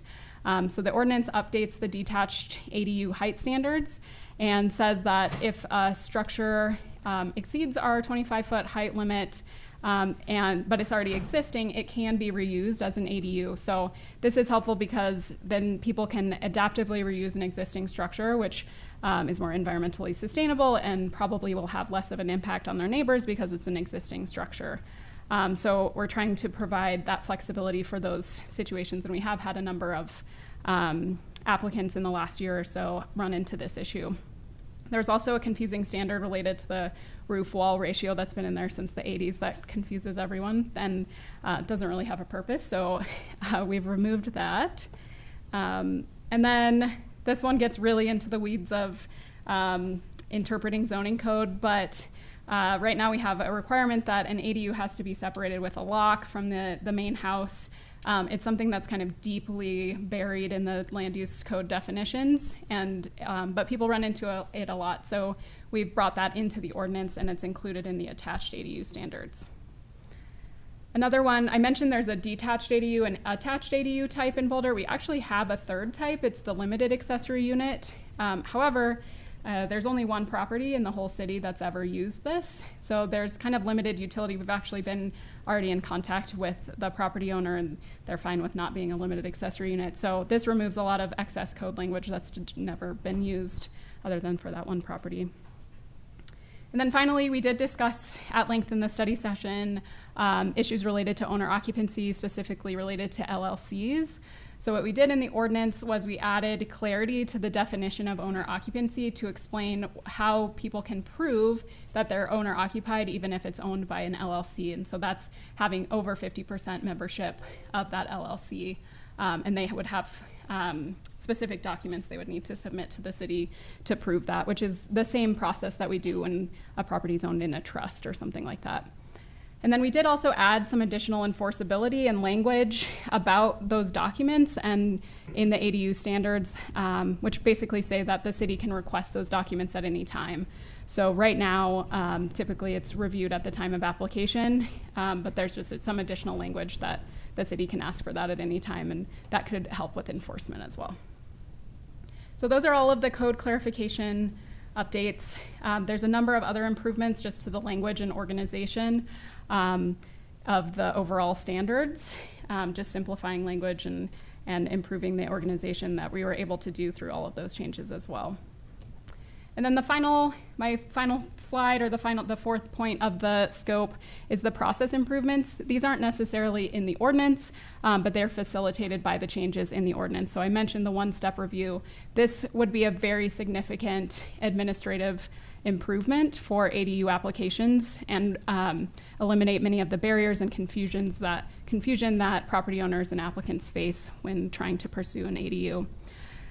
Some other things like timing of addressing and the declaration of use document will also work on if the ordinance is adopted, as well as really beefing up our self-service handouts and videos for our online, for the ADU page online, making sure that people can better understand what the ADU regulations are that apply to them.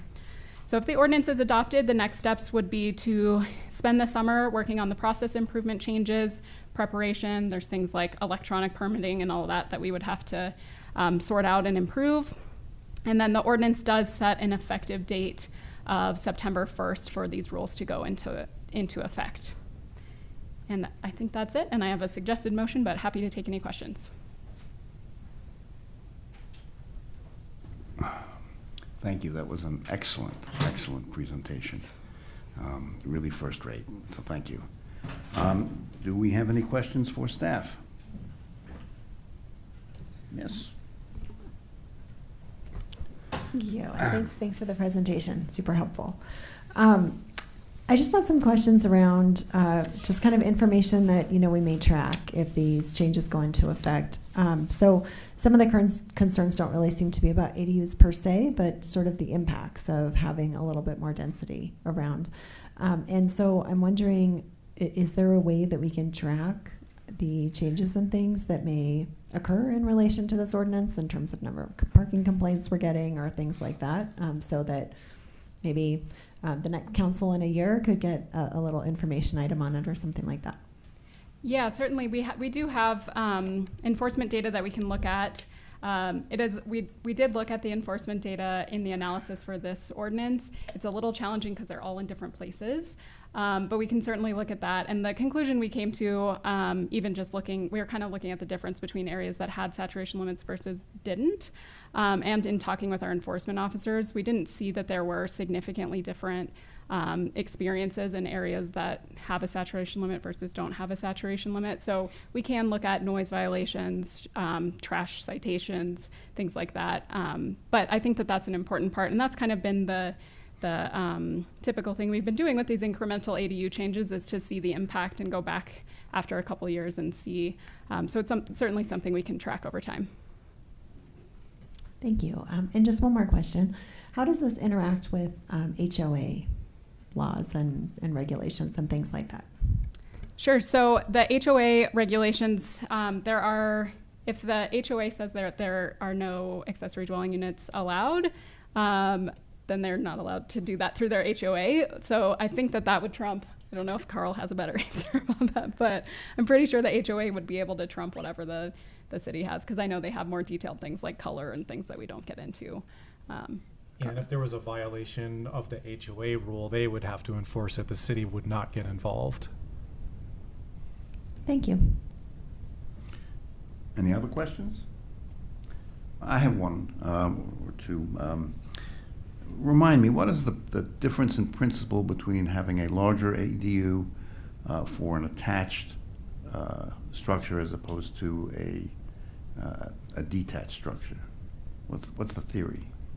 For the attached having larger, I think because there's a perception that an attached ADU would be less impactful because it's not a separate unit. So people might not even know. You saw the pictures, the attached units, you might never know that there's a unit back there or in the basement. So, and a lot of the time people are renovating their basements to be an attached ADU, and so often that is half of the house if it's a one-story house. So a little more flexibility for those versus building a new structure. Okay, thank you. If there are no more questions, I guess we will do our public hearing on this matter. And I believe we have 6 speakers. 2 speakers are in person, Peter Bollerin and Dorothy Cohn. And Peter, forgive me if I have butchered your name. Excellent. Thank you. And thanks for that presentation. My name is Peter Bollerin, and I come before you as an individual homeowner from the Goss Grove neighborhood. Goss Grove is a great mix of resident homeowners and renters, including a significant number of college students from CU and the ROPA. The rush towards creating greater housing density in Boulder is a questionable goal that will not achieve its stated objective of increasing affordable housing. I've lived in Paris and Tokyo and grew up in Washington, D.C., and I'll say that the downtown parts of these cities, particularly Washington and Paris, have been left to the very, very wealthy and the very, very poor. There are more effective solutions out there, but if the changes with respect to ADUs are a done deal, I join other neighborhoods adjacent to the University of Colorado in proposing that we be exempted. Goss Grove risks being overrun. If you could see the view from my neighbor's yard, it is blocked by a brand new and very large ADU that is about as close to their fence line as you can imagine. Their view of the Flatirons has been obliterated. Their afternoon sun is gone. Their privacy compromised. Noise in Goss Grove will only get worse. I know serious-minded CU students kept awake by neighbors partying in the wee hours, including on weeknights. CU's response to complaints has been that if it doesn't happen on campus, it's not their problem. Relaxing limits on ADUs is going to pit neighbor against neighbor, or all too often long-term resident owners against anonymous LLCs and lawyered up, out-of-town investors with deep pockets. In addition to being in the shadow of CU and Naropa, we are also adjacent to Boulder High, and finding a parking space during school hours is already a challenge. It will only grow worse if parking restrictions are lifted and more people are squeezed into the neighborhood. One other factor to consider: much of Goss Grove is in the floodplain. Laying down more concrete and roof shingles means the next flood will be worse than the one in 2013. Goss Grove already does its part on affordable housing and building community to include the less fortunate. We're proud to host a Section 8 housing complex and one of only 2 Boulder County halfway houses, the other being in Longmont. Please don't ruin our little neighborhood and others adjacent to CU for false promises that chiefly benefit wealthy investors. I acknowledge your efforts and your efforts to build community cohesion, and thank you for your time. Thank you. Our next speaker is Dorothy Cohen.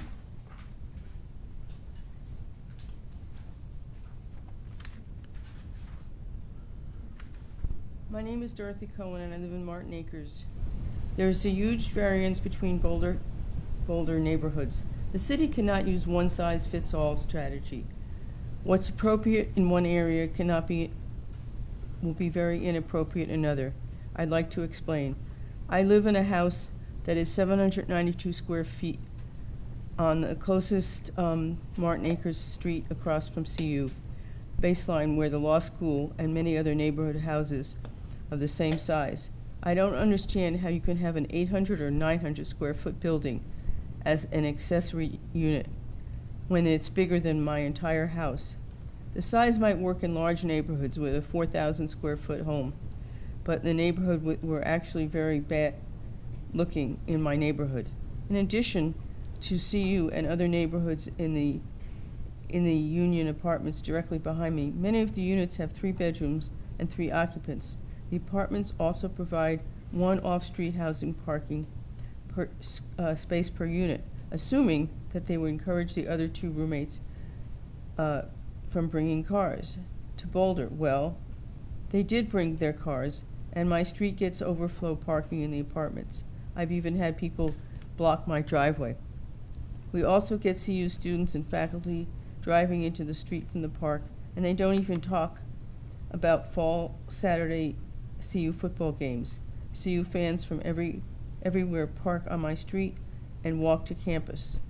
We often have people park squarely across our driveways, trapping us so we can't leave.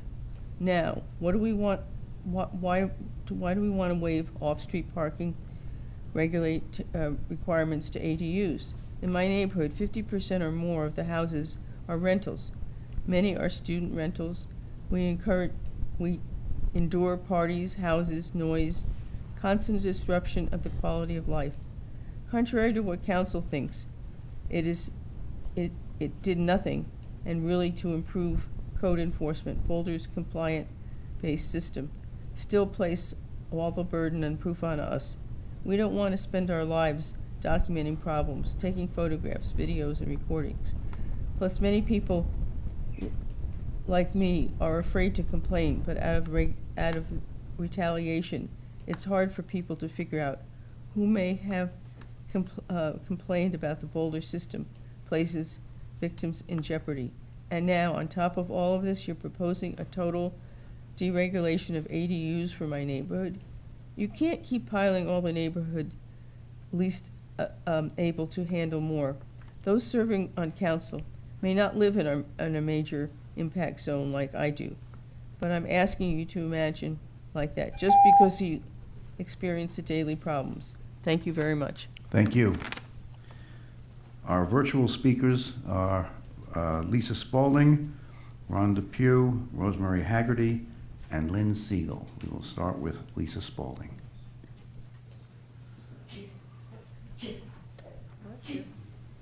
Do you have the slides?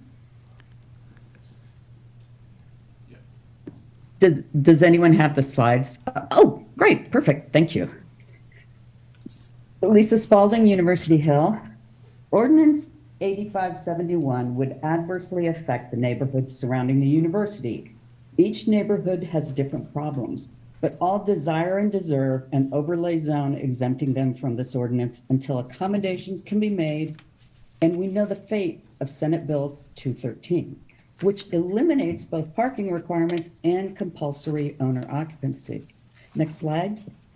Legal non-conforming, got the next slide, good. Legal non-conforming properties on the Hill created high population density and a low density zone. Most blocks of the Hill are at the saturation limit due to non-conforming properties, not ADUs. Lifting saturation limits would lead to even higher population density. Next slide. This is a screenshot of the 800 block of 13th, taken from the city's rental housing map. Rental properties are in green and blue, and the red line indicates a short-term rental. The properties with occupancy numbers are non-conforming, which whether they're currently licensed or not. Next slide, please. The current combined non-conforming occupancy is 58. If the saturation limit is lifted, 12 property owners could build ADUs, bringing the total to 94. If SB 213 passes and occupancy increases to 5, the number of occupants would increase to 131, no parking would be required, and off-premise landlords could build ADUs. Many homes would be sold to investors. Next slide, please. This is a screenshot of legal non-conforming properties in the 800 block of 11th and on the adjacent side of 12. The numbers are on properties indicate current non-conforming occupancy. Next slide, please. The current combined non-conforming occupancy is 166. If the saturation limit is lifted, 16 property owners could build ADUs, bringing the total to 214. If SB 213 passes, occupancy would increase to 284. Last slide, please. If the saturation limit is abolished, the population density of the Hill will overwhelm its already strained carrying capacity, and neighborhood conditions will continue to decline. If SB 2013 passes, the University Hill neighborhood will collapse, and the student ghetto north of College will overtake most blocks south as well. It's impossible to separate overpopulation from adverse impacts. The noise, trash, and vandalism would require dedicated police and enforcement units stationed on the Hill. The city would never afford that. Please approve a temporary overlay for the neighborhoods around the university and maintain saturation limits on the Hill. Thank you very much. And thanks for doing the slides. Thank you, Lisa. Next is Ron Depew.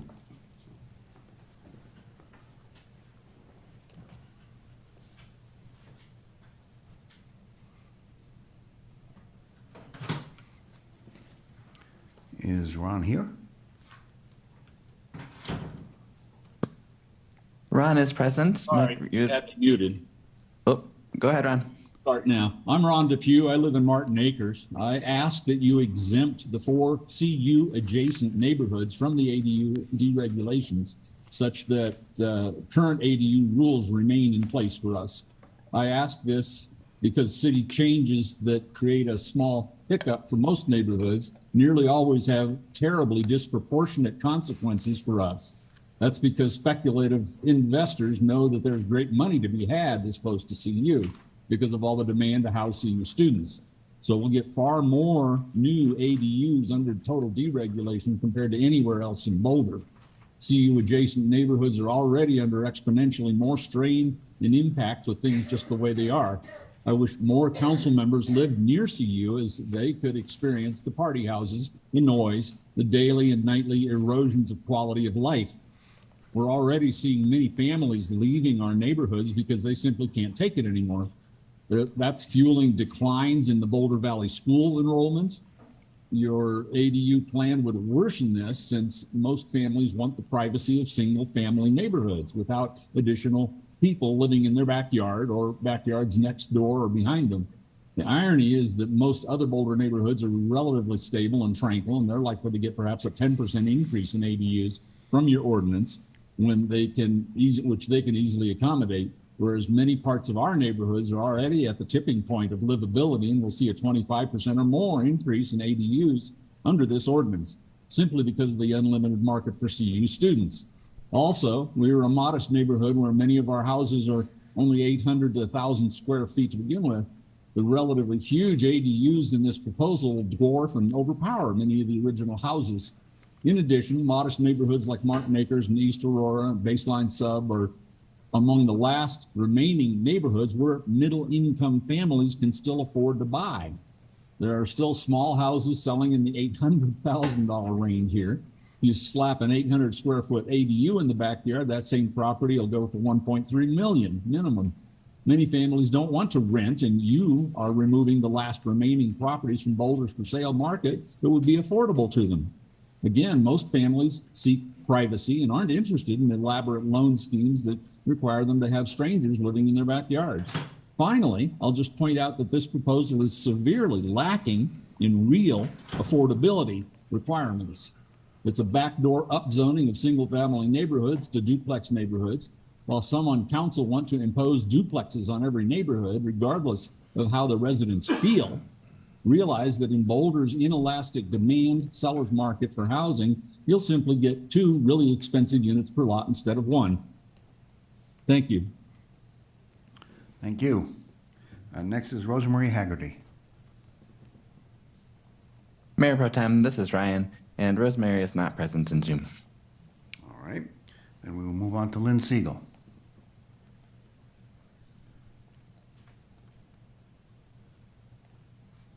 Well said, Ron. Well said. And the guy in the white shirt, the first one, excellent. You know, the elephant in the living room is CU. And you, this council, voted to double the size of CU. So is it any surprise you have problems now in the city with an already inelastic market, as others have described?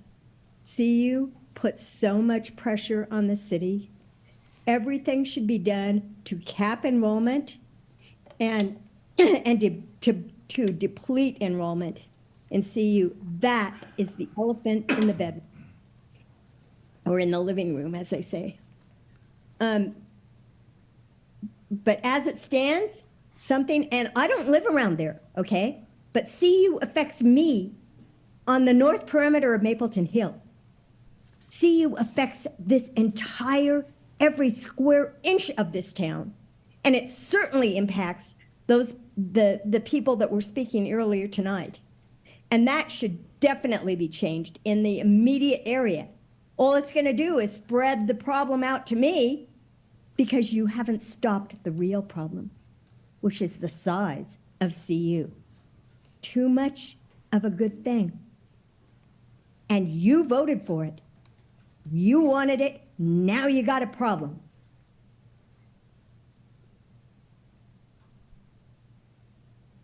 I don't know exactly why ADUs were entertained tonight, because, you know, you spend all this time and money and staff time working on this stuff when it's going to have to be revisited after May 8th anyway. But clearly, what is going on is this fight between the state and the city. And now the state is trying to impose on the city with its university. And you know, the first guy in the white shirt, for some reason, my name's up now. I have the timer finally, you know, but the first guy, his name wasn't up on the screen. And so I have to use 4 words to describe him, the guy in the white shirt. You know, why can't I know my community members? You know, since the pandemic, I'm not going to know anyone new in another 10 years because I don't know who my public is. I'm sequestered from knowing who they are. That's a problem. So the ADU situation needs to be accepted clearly for the university area. And for small living units, there should be nothing smaller than 400 feet in Boulder for a person to live in. And there's plenty of projects being approved for 300 feet. And that's what's driving up the density and all the problems that you're talking about tonight with ADUs. Thank you, Lynn. So Nope, your time is up. If you've got more comments, please email them to us. Thank you. All right. With that, we will close the public hearing and turn back to council for comments before entertaining a motion. Do I hear any comments? Oh, Mayor Pro Tem, this is Ryan. I'm just seeing that Rosemary has joined here if you would like to have her speak during the public hearing. I am opening the public hearing and allowing Rosemary to speak.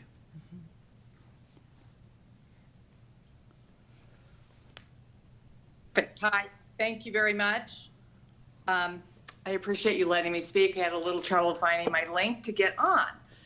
So I am not completely 100% opposed to ADUs being allowed in Boulder. They obviously already are allowed in Boulder. I am opposed to this free-for-all of ADUs being able to put on without any dependency on the size of the lot, without any consideration of how many ADUs are in the neighborhood, without any consideration of parking. I feel like, and I believe historically, one of the reasons why Boulder put some limits on ADUs was what happened with Lower Mapleton, Pine, that neighborhood, because it was a free-for-all in the 70s and 80s and became this unbelievably dense neighborhood because there were no regulations. And now we want to go backwards and completely take all regulations away again.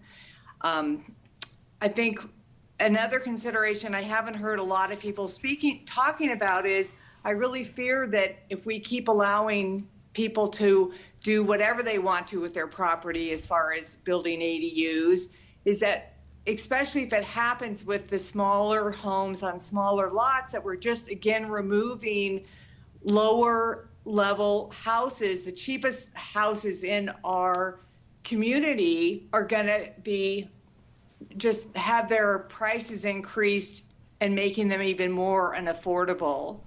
And I get the desire. I mean, I've lived in my home for almost 30 years.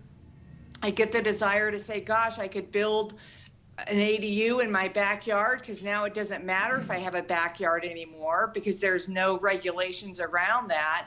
And then I can either move into the ADU and rent out my house and make a lot of money. But I don't want to do that because I don't want to take yet another home away from a young family that might be able to afford to buy my home at some time. But if I build an ADU in the backyard, it's going to make it even more unaffordable.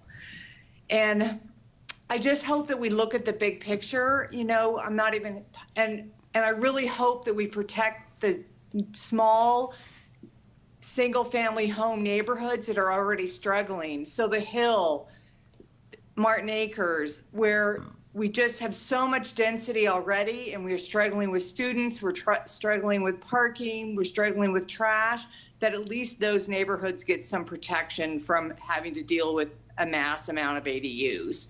Thank you very much. I appreciate your time. Thank you, Rosemary. And now the public hearing is really, truly closed. I'm going to turn this back to council for comments. I think you had a question. Yes, I did. Just have one more question for staff. Sorry, one of the commenters made me wonder about this. Who is it that builds the ADUs? Because somebody mentioned, you know, it's developers kind of coming in, building more ADUs and things. But if we have the owner occupancy requirement, is it developers who are building the ADUs? And yeah, start with that question. So because of the owner occupancy requirement, it has to be somebody that's living on site. So the property owner, maybe their profession is a developer, but they have to live there on site. So for the most part, I would say it's homeowners who are either converting a part of their existing house or they're constructing a detached unit. Okay, thank you. And then, I mean, to that point too, right? If owners are having to live there, then, I mean, feels a little different to me than if somebody were just to like build a big apartment building or something on their spot, right? Because the owner's there, and I have lived next to, actually right above in an apartment, party units, and it's no fun, especially if you've got little kids. But if you own the place, then it feels like, I don't know, do we see fewer complaints than owner occupied units or anything like that, or do you know? It's not something that we've tracked necessarily, but we did, as I mentioned earlier, we did look at the enforcement data, and there just wasn't any real difference between properties that have an ADU and other residential properties. You get your typical like snow shoveling issues and things like that at any residential property, but and our enforcement officers really don't note a difference between properties that like just a single family home or a single family home with an ADU. Yep. Okay, thank you. Inspired by my colleague, Councilmember Spear, I have a couple of quick questions. Was any thought actually given to protecting the university adjacent communities? And if so, in what form? Absolutely. So that was something that came up early in this project. I think during our study session, even we discussed that. It also was something raised by planning board in early discussions as well. So it's something we've been analyzing throughout this project. There are kind of three main points for the reasons why we decided to move forward with an ordinance that doesn't specify or carve out specific neighborhoods. The first is looking at all of those other cities around the country that don't have a saturation limit and use their existing zoning standards as the protection for those standards. No other cities, and we looked at a lot of other university cities that would have similar issues with college neighborhoods. No one else uses a saturation limit or has to specify a specific neighborhood, so that was informative. Secondly, as I mentioned, the saturation limit only applies in 2 of our zoning districts. We allow ADUs in other zoning districts. So we looked at the difference between the areas that have saturation limits and the areas that don't have saturation limits. So like our RMX1 zoning district allows ADUs but doesn't have a saturation limit. We didn't see a difference in the enforcement issues in those areas that have saturation limits versus the ones that don't. And then the third point is, again, going back to what I said before, talking to our enforcement officers, and they don't see a difference between a typical residential property and a property with an ADU. So kind of with those 3 things in mind, and University Hill was at our community conversation.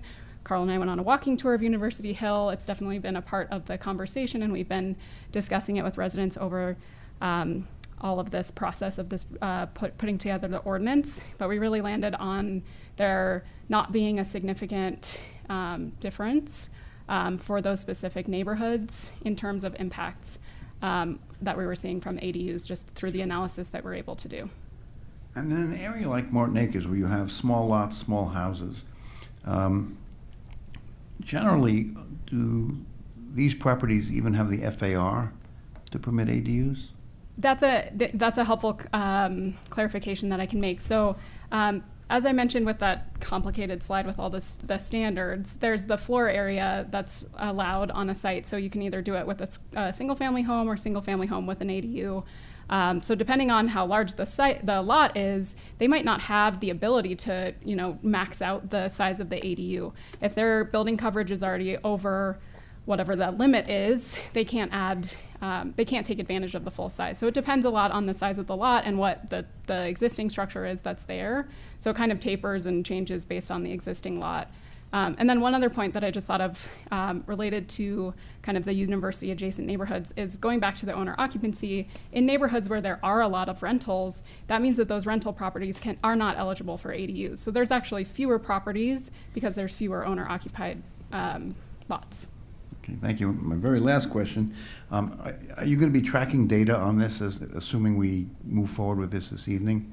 And can you come back to us in a year or 2 years and tell us what you found? Absolutely. I think that's the plan, and we now have all of the data that we tracked for this most recent evaluation, and then if there's specific items that we want to be sure to track, we can also add that on and be sure we're tracking it. But I think the incremental approach that we've been doing with ADUs has been really helpful and informative. Okay. Thank you. Now we will turn back to council for comments. Yes. Matt, you're first. First off, great job on the presentation, and not just the presentation, but really the work and the thoughtfulness to get to this place. And so I want to thank the team going back years from when the ADUs were really just, when we did that RAS substantive ADU update, I believe in 2018. Just great job. And I think if we recall in 2018, that was done with the idea of monitoring and then understanding, and do we want to evolve? And here we are at a place where we've monitored and we've seen the value of it and the need to expand. And this is why I think this is so great. The considerations to remove those barriers and to be thoughtful and to recognize the natural barriers that exist with all the rentals that we have in our community, and some of these lots not even being big enough to allow for them, I think are naturally creating almost saturation limits in a natural setting, while still lowering the barriers of entry for those that want to. So I just commend the work of staff to navigate and really understand those nuances in a complex and detailed manner. So I thank you very much. I'll just say in general, I love where this is at. This is the kind of the exact evolution that I was hoping that we would get to after 5 years since its real sort of modified inception. So I love it. So I just want to say good job, and hope that we can get this done.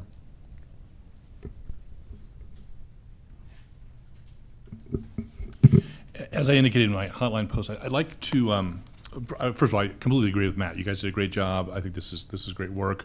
I was on the council 5 years ago when we made changes, and we knew then, I think we even said out loud back then, we know we're not getting it exactly right. We'll probably come back in a few years, and here we are. So thank you so much for tracking things over the last 4 or 5 years and bringing us some, what I think are relatively modest amendments, but important amendments to our ADU rules.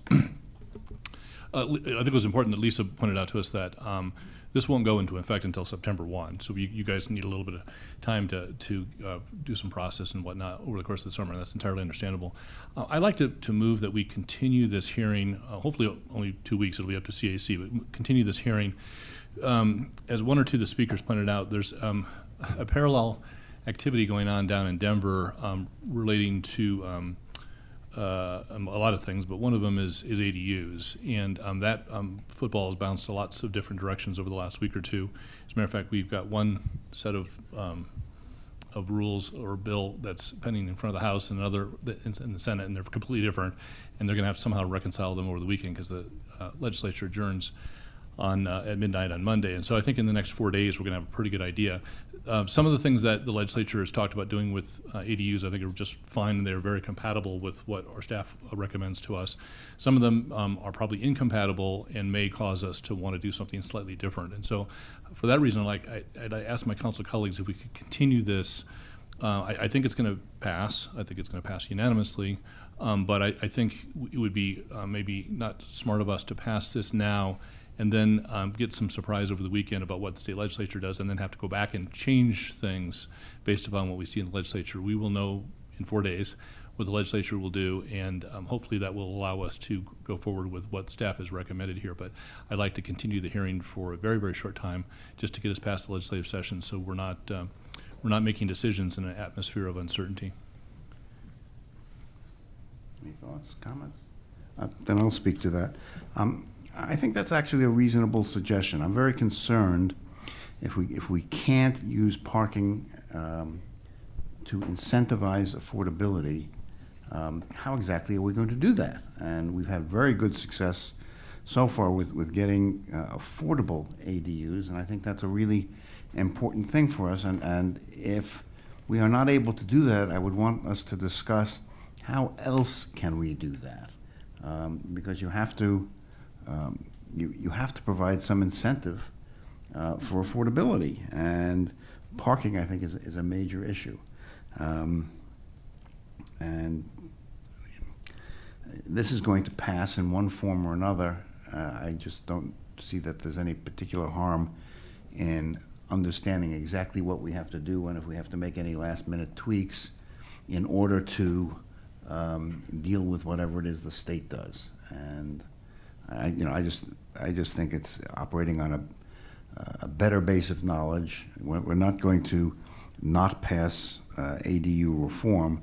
It's just a question of, is there anything we need to address going forward with respect to things like affordability? Because we've had a great track record on that, really good. And I would not want to disincentivize people from going down that route simply because of state action. And they will do what they do, but if we need to address that, I would like us to at least be able to do that. As I said, this is going to pass. Bob said it's going to pass unanimously. I suspect that's correct. But I want to at least give us the option of discussing anything we might want to do to cope with overriding state legislation. Well, Lauren is first. I know I'm way down here. I'm hard to see. I can't see anyway. So, again, just want to echo what everyone is saying in terms of I really appreciate what has been brought forward. Especially all the boring bits. Those are really great. All those parts that we're not talking about, that are about sort of the code cleanup aspects. I really appreciate that you guys went there and got those. I hear what you guys are saying in terms of your concerns about what might come forward with with what's going on in the state legislature. I also am concerned about what's on our plate and in front of us for our schedule. And so since this is not going into effect until September anyway, my inclination is to move forward with what we have, because I do think that this is a really great package, and with what I know now, I fully support it. If things come up with what comes forward with the state legislature, we always have time to address them before this goes into effect anyway. And so I would rather have us do that if we need to and move forward with this as it is with what we know now. Thank you. Matt Colloquy? I guess my question is, if we have a busy schedule, taking this up anew would probably be more work than in 2 weeks taking a look at what we've got and dealing with it at that time. I don't know that there's a danger or a loss to us. As I said, it's going to pass, and it's just a question of whether we take the opportunity to review what comes out of the state, and depending upon, there may be no bill. Who knows at this point? But it would be useful, I think, for us to vote on this in 2 weeks, and that could be a rather quick conversation, and I just don't know that there's a downside. Can I ask a question? That was a process question. Oh, yeah, I had a process question. Oh, you do first. Go ahead. Do you mind, Mark? Nope, I do not. So a process question about sort of if we were to wait. We obviously have this package right here ready to go. We've had our public hearing. If we hear when this legislative session comes to an end and it's kind of no changes from the state level, can we just pass this on consent? Do we have to have any sort of larger ordeal that comes with it if we wait 2 weeks, or do we have some extra process that has to occur? I'm just sort of wondering, in certain scenarios, is this really just a streamlined thing of just vote yes and move on, rather than a drawn out process that may impact our work schedule? So I'm just sort of curious about those process forks in the road. I'm happy to answer your question. Hopefully I heard it correctly, but it sounds to me like you're wondering whether or not if there's a continuation, whether there would be an additional public hearing, or if you would just go straight into deliberations. And the answer to that is entirely up to the council to decide that. So you could structure it in one way or the other. And if I may add, so Brad Mueller, Director of Planning and Development Services, we would obviously want to follow the will of council if this were brought forward in 2 weeks and taken off consent. I would point out at that point we would probably recommend that if the council wanted to react to anything that was in the state bill, that would probably open up a need for public process and those types of things, which obviously would be your purview as well. The bill as it currently is set up doesn't require jurisdictions to take action on it for 2 years. So that may be something just for the group to be aware of as well, plus any litigation that follows. So for clarity, for 2 years we could do as we please? Yes. Yeah. Okay. As the bill's currently written. Okay. And Carl, I believe, is monitoring, Carl Castillo, so he can keep us honest on those details too. Junie, welcome. Thank you so much. I'm sorry I couldn't be here any sooner than I am right now because I am at the Capitol and it's the last 3 days of session. So I had some other bills I had to attend to, but I am sorry to community members who felt that I should have been here earlier, and I intended to, but just the schedule did not work out. But I'm glad to be here at this time. Thank you. You're welcome.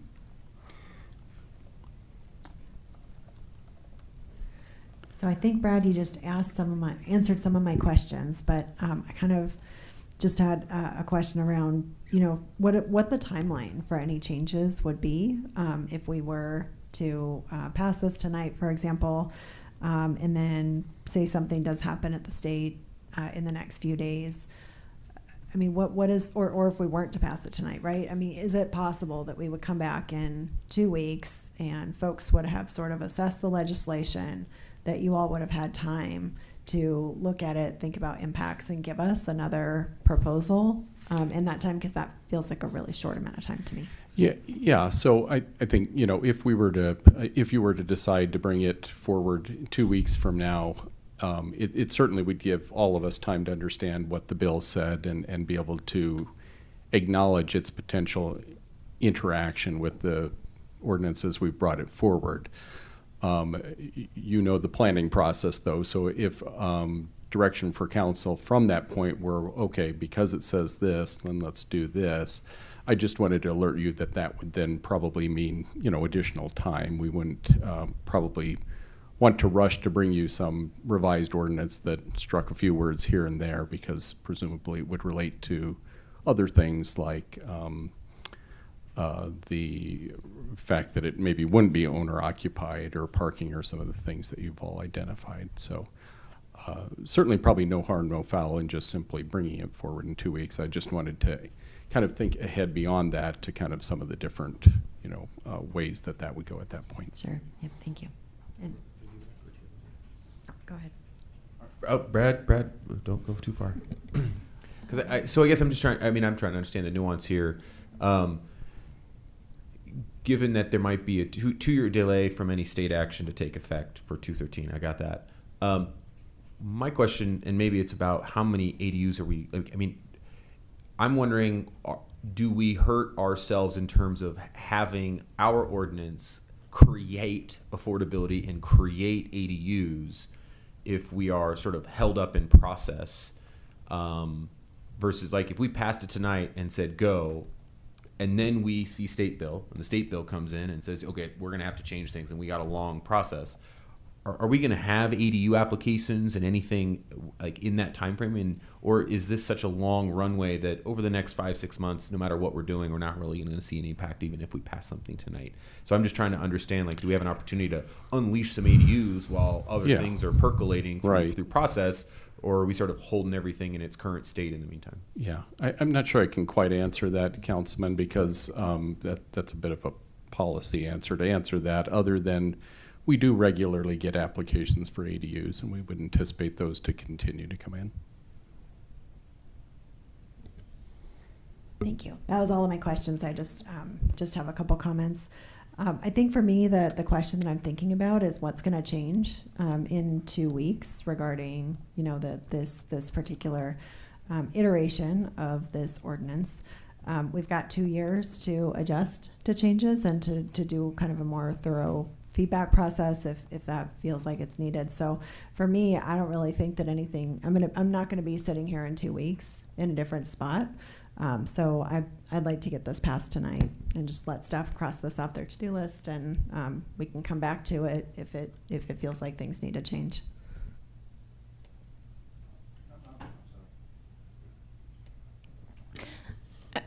Yeah, and just to kind of piggyback on that, I think that, we, again, don't know what's in the House bill at this point, and we don't know how substantial or not the changes we might want to make are.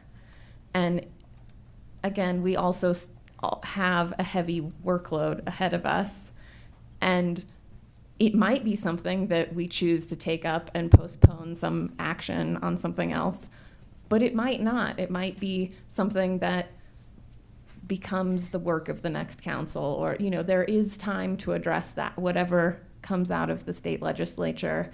And I don't want to put us in a point where we're having to make a tough call in the next couple, that we could have avoided.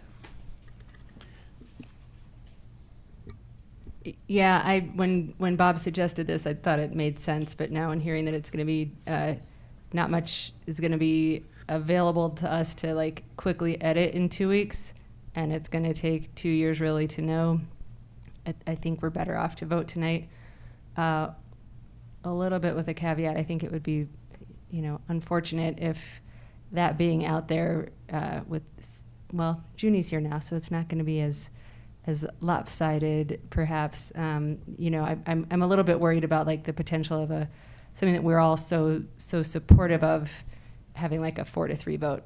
So I don't know how people are going to vote, but I think that would be an unfortunate consequence. So if that was going to change in 2 weeks, I might, be okay with the delay. But it doesn't seem like we're going to have much more information in 2 weeks. So that means it's going to be potentially a lengthy delay. And I'm very excited and want to reiterate gratitude to staff for great work, and especially Lisa. And Carl, great job. Thanks. Might I suggest a straw poll or show of hands? Bob? Yeah, I just wanted to react to a couple things. People said that we won't know anything more in 2 weeks. Of course we'll know something more in 2 weeks. We're going to know what the state bill is. The state bill's got to be passed or not passed between now and Monday night at midnight. So we're going to know a lot more. And one of two things is going to happen. Either whatever comes out of the legislature, and it could be nothing, will have no impact on what we're doing, in which case we can pass this on consent in 2 weeks. Easy peasy, because we've done all the work. Or something's going to big come out of the legislature that's going to cause us to want to fiddle with this thing. And the question is, do we want to pass something now, knowing that we might need to fiddle with it? And I realize we'll have 2 years to fiddle with it, or some months to fiddle with it. So why, I don't understand what the rush is here to vote tonight. I think I will vote no if we vote tonight.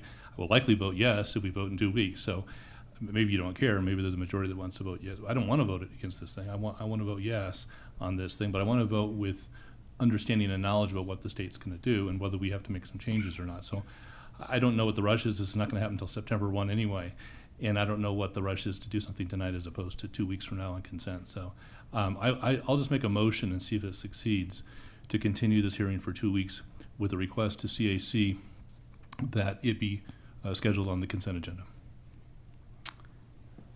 All in favor? I need a second. No, I'm sorry. I'll second it then. All right. All in favor? Okay. The motion does not succeed. So now we are back to consideration of a motion to adopt the ordinance. Would somebody like to make that motion?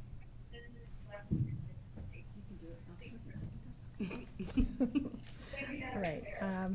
I would like to move to adopt ordinance 8571. Do I need to read the whole thing? Yes. Okay. Thank you. All right.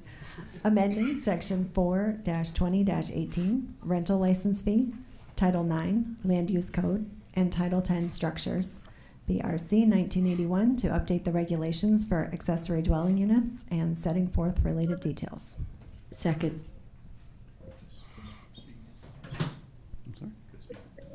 Yes. So I will vote yes, because the overwhelming advantage of what the staff has put together is worthy of a positive vote. And I hope that we don't look back 2 weeks from now and say, gosh, I wish we would have waited. Nothing would make me happier than to be wrong about that. So I hope the legislature doesn't do anything that screws up what we're trying to do tonight. If it does, then I guess we're just going to have to come back and fix what we're doing tonight. So I will vote in favor. Can I make a comment? Certainly. Thank you so much. I had my hand raised, you just didn't see me. I was gonna say, even though Bob's motion fell earlier, I did agree with him because as of right now, on the House floor, there are debates that is happening and there are amendments being made to this bill. So ultimately the bill, I mean, I trust that Carl Castillo is keeping all of us abreast of what's going on at the legislature, but ultimately there could be change throughout this process. We're on second reading, we're going on third reading, there could be cow amendments.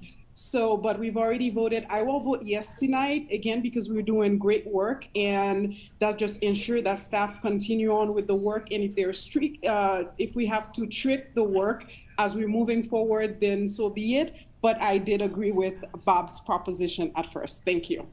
Okay. Yes, you may. Just wanted to respond to you, Bob. I mean, I definitely appreciate this perspective, right? We may be coming back and asking for changes. I think, one of the important things for me, just given how full the rest of our work plan is and how quickly the time of this council is running out, I would like to have some time to think about how we schedule this in, if there are changes. And anyway, so that's just want to say, like, I'm not saying I'm not interested in changing things down the road.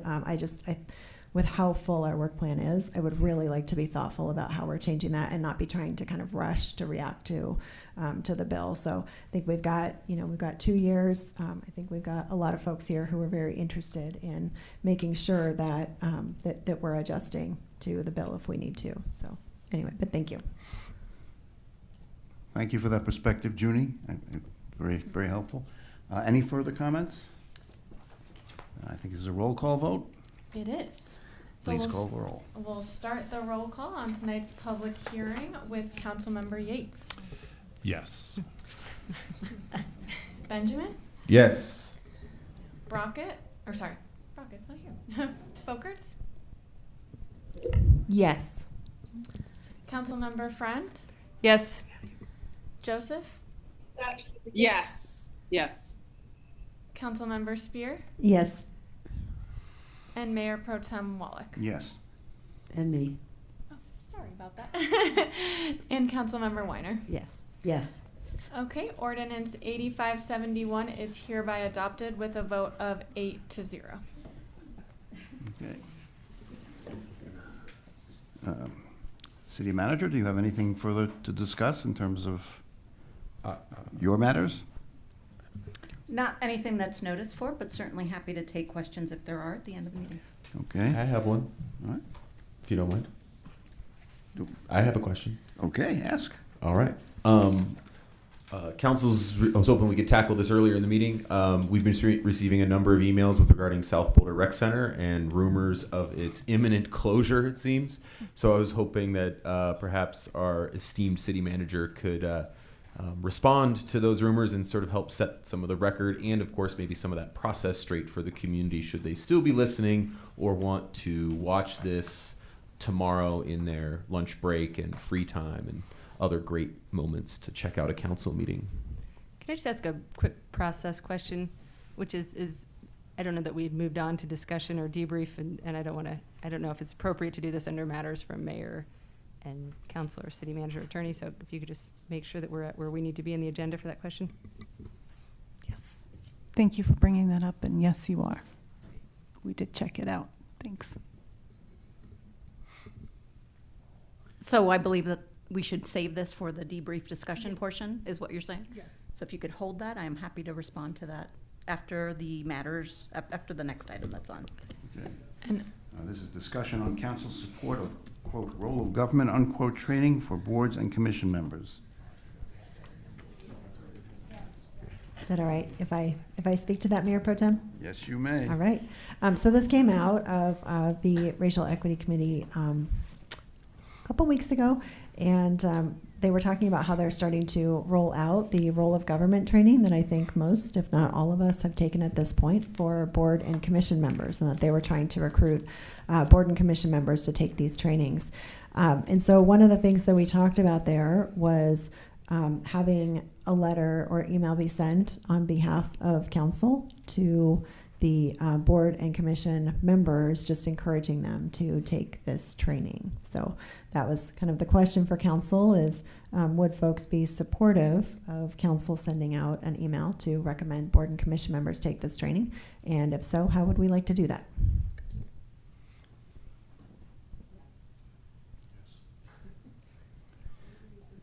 It appears that it's unanimous. Okay. And do folks have any ideas or preferences on how that is done?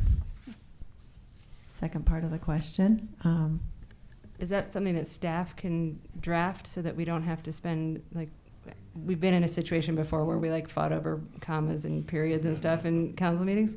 We are certainly happy to do that if that is the will of council. Be careful of the commas, however. Okay. Do we have any other items? Can I mention one more thing just about that? Certainly you may. That I think the trainings were starting up really soon. The first one was maybe sometime late May or early June. So I guess I'm just wondering if somebody is able to draft that, if we can kind of all commit to looking it over and getting feedback back relatively quickly so that this will be useful. Okay. We defer to your commitment, and I see lots of head nods, so we will get that sent to you soon. Okay. Seeing nothing else. I'm happy then to get back to that question. Okay. It's unfortunate that Mayor Brockett could not be here tonight. I am grateful for your indulgence as I stagger through this meeting. With that, I'm happy to get to that question that Matt posed earlier. okay, thank you. So thanks so much, Councilmember Benjamin. So the reports of the demise of the South Boulder Rec Center are greatly exaggerated. That is not what is happening. I will make sure that our Director of Parks and Recreation sends out a hotline in more detail. But they are in the midst of Parks and Rec, in the midst of sort of doing planning. It is outdated building, and certainly some of the questions are, do we serve you well, and what other things perhaps would you like to see in the rec center? So there has been in the survey, I believe there is the word repurpose, and perhaps folks have taken that to mean that we are doing something we're doing away with the building, and that is not the case. But we certainly want to know that if there is more of an interest in one activity versus another, then we'd like to know what that is. So I will ask the director to send you a much more comprehensive note in the morning, but please know that we are not indeed closing South Boulder Rec Center. Thank you very much. Can I just comment on the repurpose word, and just to emphasize, like, I was surprised when a community member wrote that was verbiage in the survey, and I do think that repurposing a building sure sounds like it could be, in the context of a Parks and Rec discussion, becoming something that's not Parks and Rec. So that would be really helpful, I think, to clarify really pointedly, and I don't know if we can change a survey at this point, but if we're really not looking at repurposing away from Parks and Rec uses, I think we are freaking people out.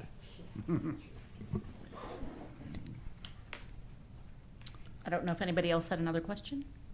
Nope. All right, I think that finally brings us to the end of our agenda. And at 8:47, I am gaveling this to a close.